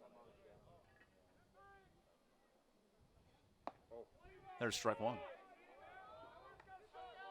And at some point, if you are the Panthers, you have to manage available arms, but also get ready for the weekend series on the road at Radford. Radford with the win tonight has now surpassed High Point in the standings. They moved to 9-10 in the league. Upstate and Gardner-Webb have jumped past Campbell by percentage points for first place in the conference. There's strike 2. Tough little pitch there, fastball up, went breaking ball down, and then fastball a little elevated that we haven't seen the umpire calling all game, but still open to the zone here with a bigger lead. Look for him to shorten up, be simple, find that cookie over the plate if it's off speed, or drive that fastball backside. You love your cookies and your ice cream. I tell you what, getting me hungry. Mason Kearney on 0-2. Trying to nibble for a piece himself and can't get it. Still a great pitch there by Mason, still attacking the zone, even with the lead at where it's at, still getting in there, getting ahead early, and still hitting those good spots. That's a great miss by him there, 0-2. Campbell searching for a 19th win on the season. More impressive, maybe 19 runs as Harrell shoots one into the stars in right center. Sayacek with the catch, and we go to the 8th. 2 more for Campbell offensively makes it a 9-run game through 7.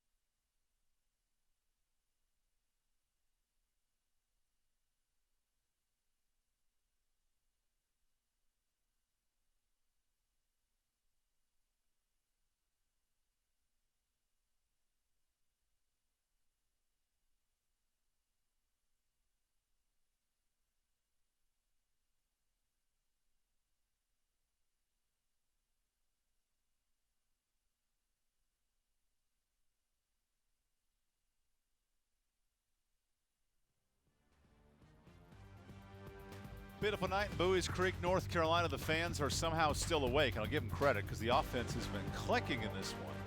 16-7 as we roll into the 8th, and Fred Cisco heads back out for relief. As a player, CJ, look at the scoreboard. It is clearly wide difference. How do you stay locked in and focused on this inning at hand? You just got to realize, this is a conference game. Obviously, this game, is getting out of hand with the score, but at the same time, you got to understand there's outs and there's opportunities still available. So you got to, finish where you started and close the door. There's still 6 outs here for High Point, so I definitely would, say this thing's far from over, but just got to keep locked in, stay humble, and continue to compete.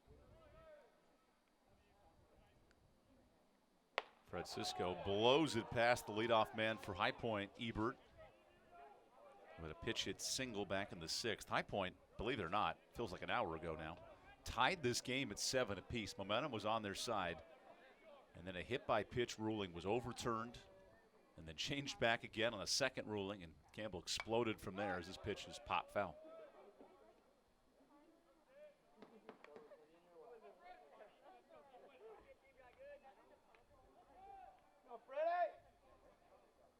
even with 0-2 count here, look for the batter to try to extend the inning, fight off some pitches, quality of pitches, get that pitch count up, maybe get to the pin again one more time, and try to get that next batter up. Justin Ebert shoots one into the gap. Packard makes the running catch. Great jump there by Spencer Packard. Ball was backspin off the bat, so it's going to have a little more air under it as the wind has died down. But a great job there. Great first step and run through that one. Heck of a catch by Packard, who's had his own set of bugaboos in the outfield tonight. It's crazy how quickly a game can move when teams play good defense and put some fundamentals together. These two clubs are in the middle of the league in fielding, and that's been a huge emphasis for both coaches, Craig Cozart and Justin Hare, because at the end of the day, Christian, if you want to be in the top 4 and compete for a title, the fielding has got to be better from these two clubs. Absolutely. You definitely got to take care of the ball while on defense. If you don't do that, you don't give yourself the best opportunity or your team a chance to win or be successful in the tournament. Moving the count to 0-2. Sam Zajac, he singled in the 6th, now 1 for 3. As Fred Cisco has found his rhythm here in relief after replacing Westlake last inning in a crazy spot, 3-2 count with a man on. He proved his coach right, getting a double play, and now a strikeout.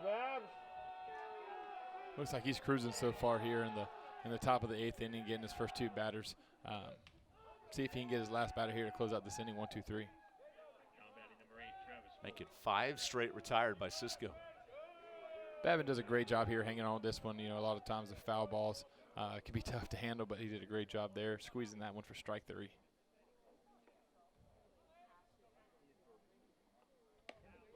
That is called outside. Travis Holt, the shortstop for High Point. Second team all-conference selection in 2019.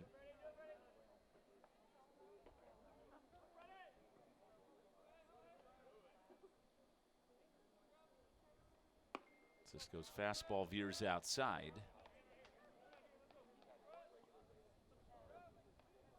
So Cisco, Westlake, Heintzman, and Yusko have combined to get Campbell to this point, mixing and matching arms with no one more than 3 innings. That was Logan in the middle frames. Oh, way up and inside. It's 3-0. Little breaking ball slipped out of his hand there, backed up on him. Hypo Henry leaned out of the way there, but look for him to probably try to go back to that pitch. I know a couple times tonight he's let that miss arm side or slip out of his hand, so he always went back to it to try to get a little tighter and make sure he got through it. By the way, Westlake's ERA dropped from .57 to .56 with 1 out recorded tonight in their strike 1. Although the assist, it's not a hockey thing, but I think an assist should go to Cisco for getting the double play and cleaning up that inning. I would agree with that. I'll ask Davis Dupree, the statistician, if he can punch that puppy in there.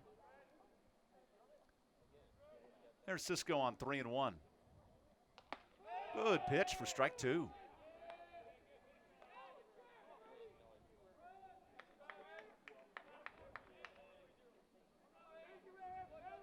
Francisco trying for a scoreless 8th inning as Campbell has exploded 9 straight runs combined in the 6th and 7th. Got him swinging. Babin hangs on to the baseball. And Fred Cisco, a scoreless 8th with 2 punch-outs.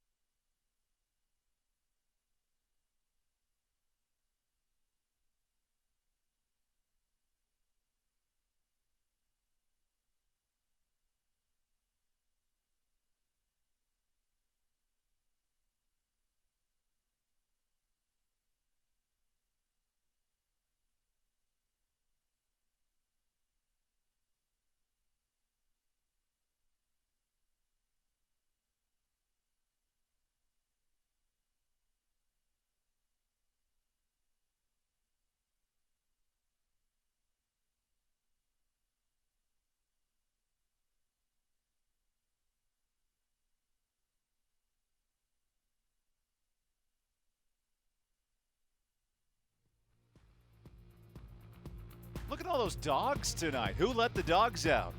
Who? Big dog fan of my own. I have two. I know who let the dogs into the ballpark. It was our production crew tonight, just panning that shot to the field. You got to appreciate the creativity here in the 8th. The new dog on the hill is Teddy Merritt, trying to quiet a Campbell offense that has 16 runs on 17 hits. Yeah, and coming in at this point, I definitely feel like he should come out, still take things serious. Get his pitches in, just like that. Get ahead in counts, minimize his pitch count, and show this kind of a role where you can show your coach, you're coming out here to compete, and you're strictly business. Quickly, 0-2 on Ty Babin, who was the final out of that topsy-turvy 6th inning. He was gunned out at the plate trying to score on a ground ball, and that inning had 7 runs on 7 hits. Babin not even close on that pitch.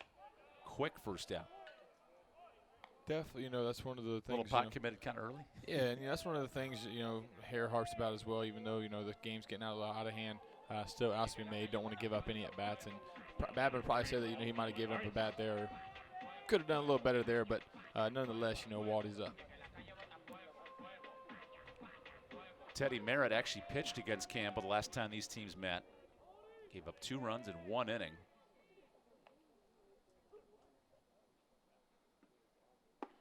That fastball is called a strike to Arias. Teddy's doing a great job, filling up the zone early.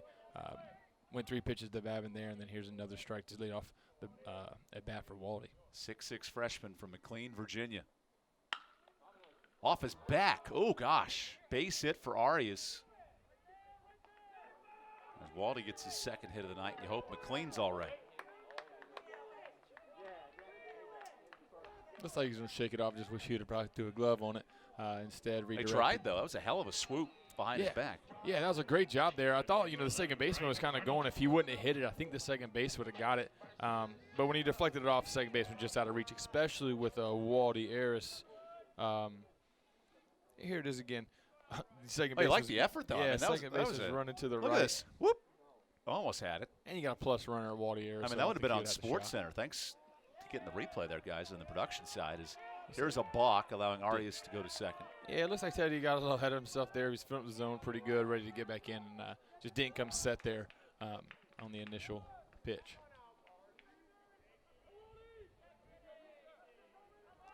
Bryce Arnold trying to reach base for the 4th straight at-bat. And what's crazy, that would be in 5 innings. This offense is churning out plate appearances. And Arias takes 3rd easily without a throw. 2nd stolen base for Waldy tonight.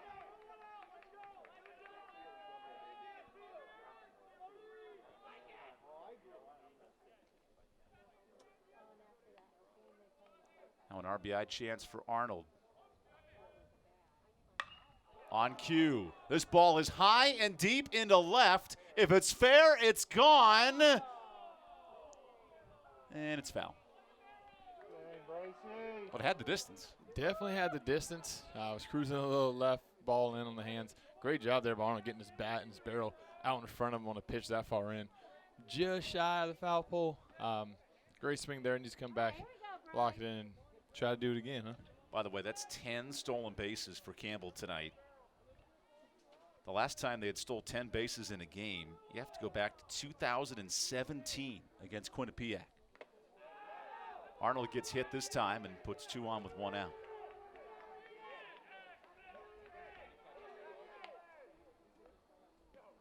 Good job, Bryce. You mentioned these teams trying to take this inning seriously. How does a club like Campbell up by 9 do that on the offensive side? Just how Waldy is. Waldy got in there, was able to, after, Babin's first bat, able to get a ball at the middle and get on and then steal a couple of bags, put some pressure on the high point, even, high point defense, even though they're down quite a few runs. Connor Denning watches ball 1 miss outside. Denning enters this game with some ridiculous numbers. 6th in batting average, 5th in slugging, 7th in on base in the conference. Now takes the ball outside.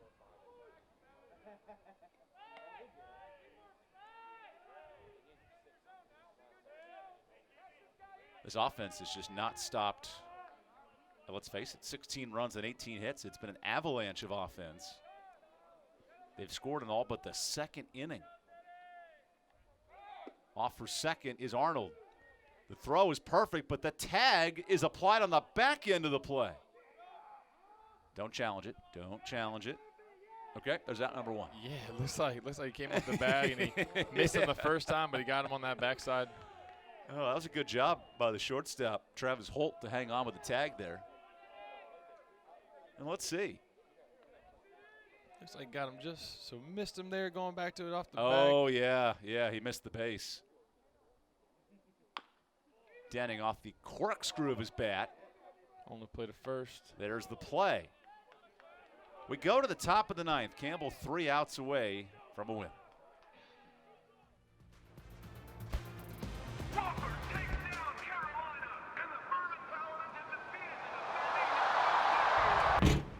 The underdog. The long shot. The nobody from nowhere, never gonna happen in your dreams, kid. 100 to 1 shot. We know something about that. We're with you every step of the way. Power isn't born, it's built over time. For over 65 years, Hercules Tires has been providing the muscle to move more drivers. Whatever the vehicle, whatever the terrain, and we back it with a powerful protection plan. So wherever the road or the trail takes you, we have the selection, value, and strength to get you there. Hercules Tires, ride on our strength.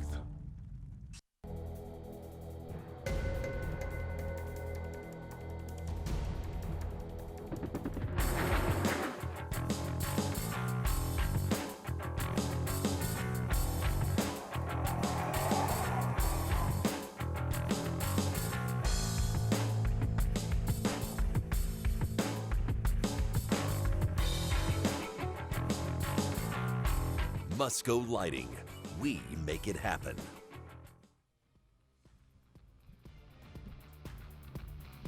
Your first look at Cade Boxrucker, the freshman of Westchester, Ohio, into the ball game. And Cade has been in these spots before, but mostly as a starter in midweek action. Now in his first appearance since April 3rd, trying to get the final 3 outs and give his team a convincing win. Yeah, and, it looks like beginning of the year, control was a small issue for him, but look for him to come out with a lead, pitch with a lead, get ahead early, and attack these high-point hitters and try to get these last 3 outs of the ball game.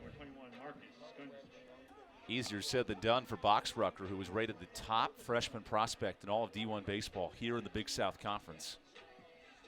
And as we go into the top of the ninth, look at the scoring tonight. The grand slam that got started by Adam Stewart, and then Campbell.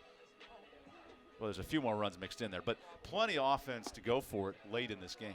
Yeah, and you look to the scoreboard, they look like they've scored in 6 of the 8 innings, which is something that Justin Hare definitely wants to see out of his offense. And 2 of those being crooked numbers, a 4 spot and a 7 spot. That'll play in any conference and non-conference regional games. So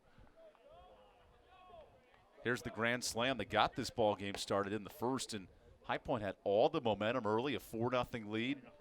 What did Campbell do to change the equation of this game? Yeah, they bit and piece. They got 1 run back in the first and then another one back in the third, and finally took the lead in the fourth, and have held on to it since, tied back up in the 6th on that crazy inning of the whole 6th inning, what it was. But they continue just to fight back and be resilient the whole time.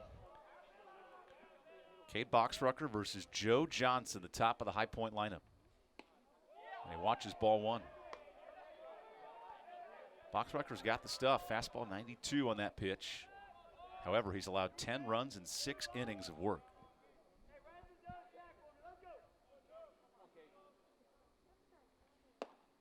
That's strike 1. I guess the bigger issue as well for Boxrucker, 14 walks to 4 strikeouts, trying to settle in with that control.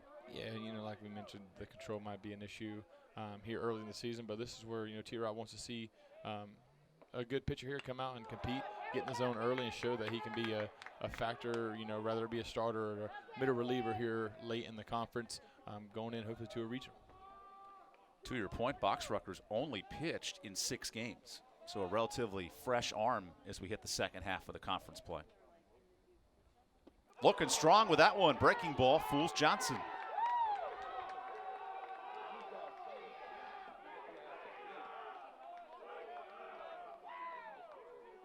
And yeah, that's all it takes right there. You know, great pitch by him. Break him on the dirt, gets him chasing. Great job by Skundrick behind the plate, placing the tag. But that's all he needs, just a little bit of confidence and momentum on his back to maybe get that control right where it's at. Peyton Carr watches a bullet for strike one. I mean, that was a BB gun. Yeah, another 92-mile-an-hour fastball. It looks like his fastball is going to be low 90s here, and then, you know, got some good off-speed to mix in as well. Peyton Carr is 0 for 4 tonight. And he's 1 strike away from being 0-5. Well, this is a different Cade Boxrook than we've seen throughout the season. Yeah, and I'm sure that T-Rob's loving seeing this as well as his teammates. But, you know, 2 fastballs there in a row might go break him on the dirt, try to get him chasing again. You know, you got some free pitches to use here, so wouldn't be surprised to see one in the dirt.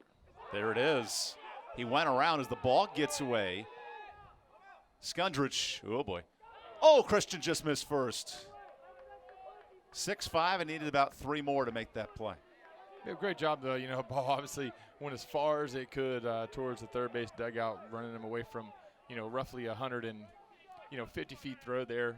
Just pulled Matthew Christian off the bag, but still gets the strikeout with 1 out and 1 guy on.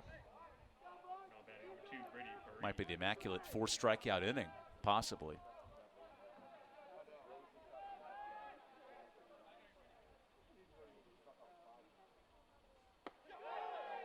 Coming right back for a strike is Boxrucker. You know, like they say, you know, if it ain't broke, don't fix it. So I wouldn't be surprised here if we see another fastball followed by a breaking ball.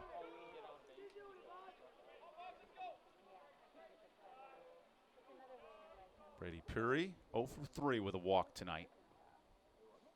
And watches a beautiful slider for strike 2. High Point jumped out 4-0 in the top of the first. It's been all Campbell since, trying to even up this midweek series at 1 game apiece.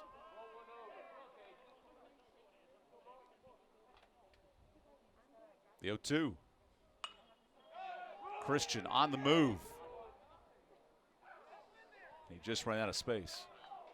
And like we mentioned, you know, that brick wall is nothing to play with over there, especially while your team's ahead this far in the ball game. Not worth risking maybe something like that. Not worth risking the biscuit for a side of gravy, you know? Absolutely. I am so hungry right now. I got to be quite honest with you folks at home. This is a long game. We appreciate you sticking around, but post-game dinner for me is going to be fantastic. I cannot wait as well. Boxrucker searching for a scoreless 9th. It's 1-2. 6 hours. Come on, Cade, you got it. Come on, Cade, you got this box. Boxrucker's first appearance since April 3rd. He did not get an out and allowed 2 runs and a huge win over Winthrop, 15-6. Now the 1-2. Got him swinging. 2 punch outs for Boxrucker. That's 3 punch. Number 3 there. Stick with us, guys, talking about food. But yeah, 3rd strikeout there. Got a guy on a pass ball, but looking for the infamous 4 strikeout inning here with the guy on first with 2 outs here. You don't see it very often. And here's the 3rd punch out for Boxrucker. Oh, man. Puri, bit late on that one.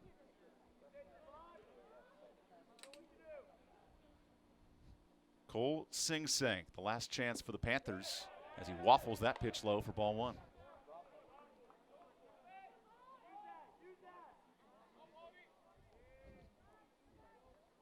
High Point tied this game in the 7th, which is crazy to think. Top of the 6th, it was 7 apiece. Campbell has exploded since. It's 1-1.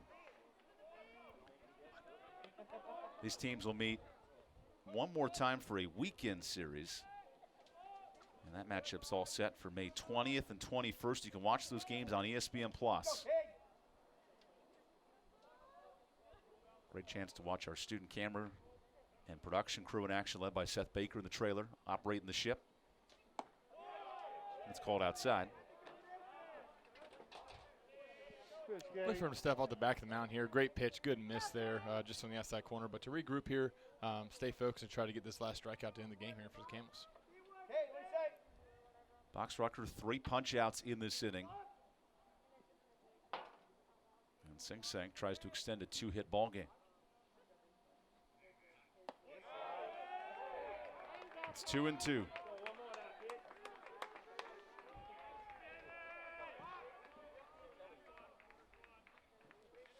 Cade Box-Rucker 1 strike away from completing a 9-run win for the Camels.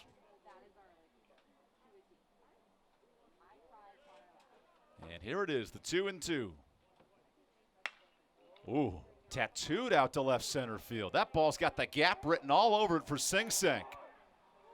Coming around third, Peyton Carr, and he is in without a throw. Like we mentioned, High Point's not going to just give up and roll over. When there's outs still left, the ball game still rolls on. That's a great job there with 2 outs driving the ball in left field gap to get another run in for High Point Panthers. 19th RBI of the season for Cole Sing Sing on a beautiful swing. Some would say melodic, or rhythmic.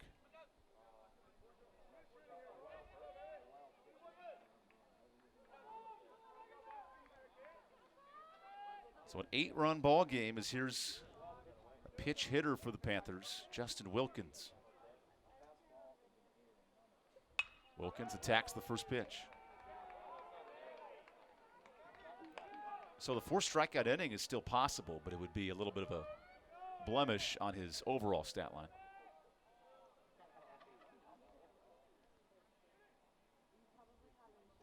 Now the 0-1 from Box-Rucker. That's a beauty for strike 2. And again, just one pitch here, way here. Last time left a fastball out of the plate. They've driven the gap. Look for him to maybe try to go back to the first 2 strikeouts that he had with breaking balls in the dirt here. Cade Box-Rucker looking for a 4 strikeout inning. And he's got it. The freshman shuts the door on an 8-run victory as Campbell's offense dominates High Point tonight. Yeah, and he did a great job there. A lot of question on the control he had early in the year, and he came out there and had a great outing closing that down, showing right here, boom, fast, breaking ball in the dirt for strikeout 1, and then following another breaking ball in the dirt with that 92-mile fastball he had going for strikeout 2. Again, that's the heater that you saw that was blown by for 3, and another one in the game. But great job by him coming out, establishing his own early, and finishing the game out. For Christian Jones, I'm Evan Budrovich signing off from Buies Creek, North Carolina. Campbell, a 16-8 victory. Thank you guys for joining us tonight. This is a presentation of ESPN. Remember to watch tonight's broadcast and many others around college baseball on ESPN.com and the ESPN app. But for us here in Buies Creek, we say good night.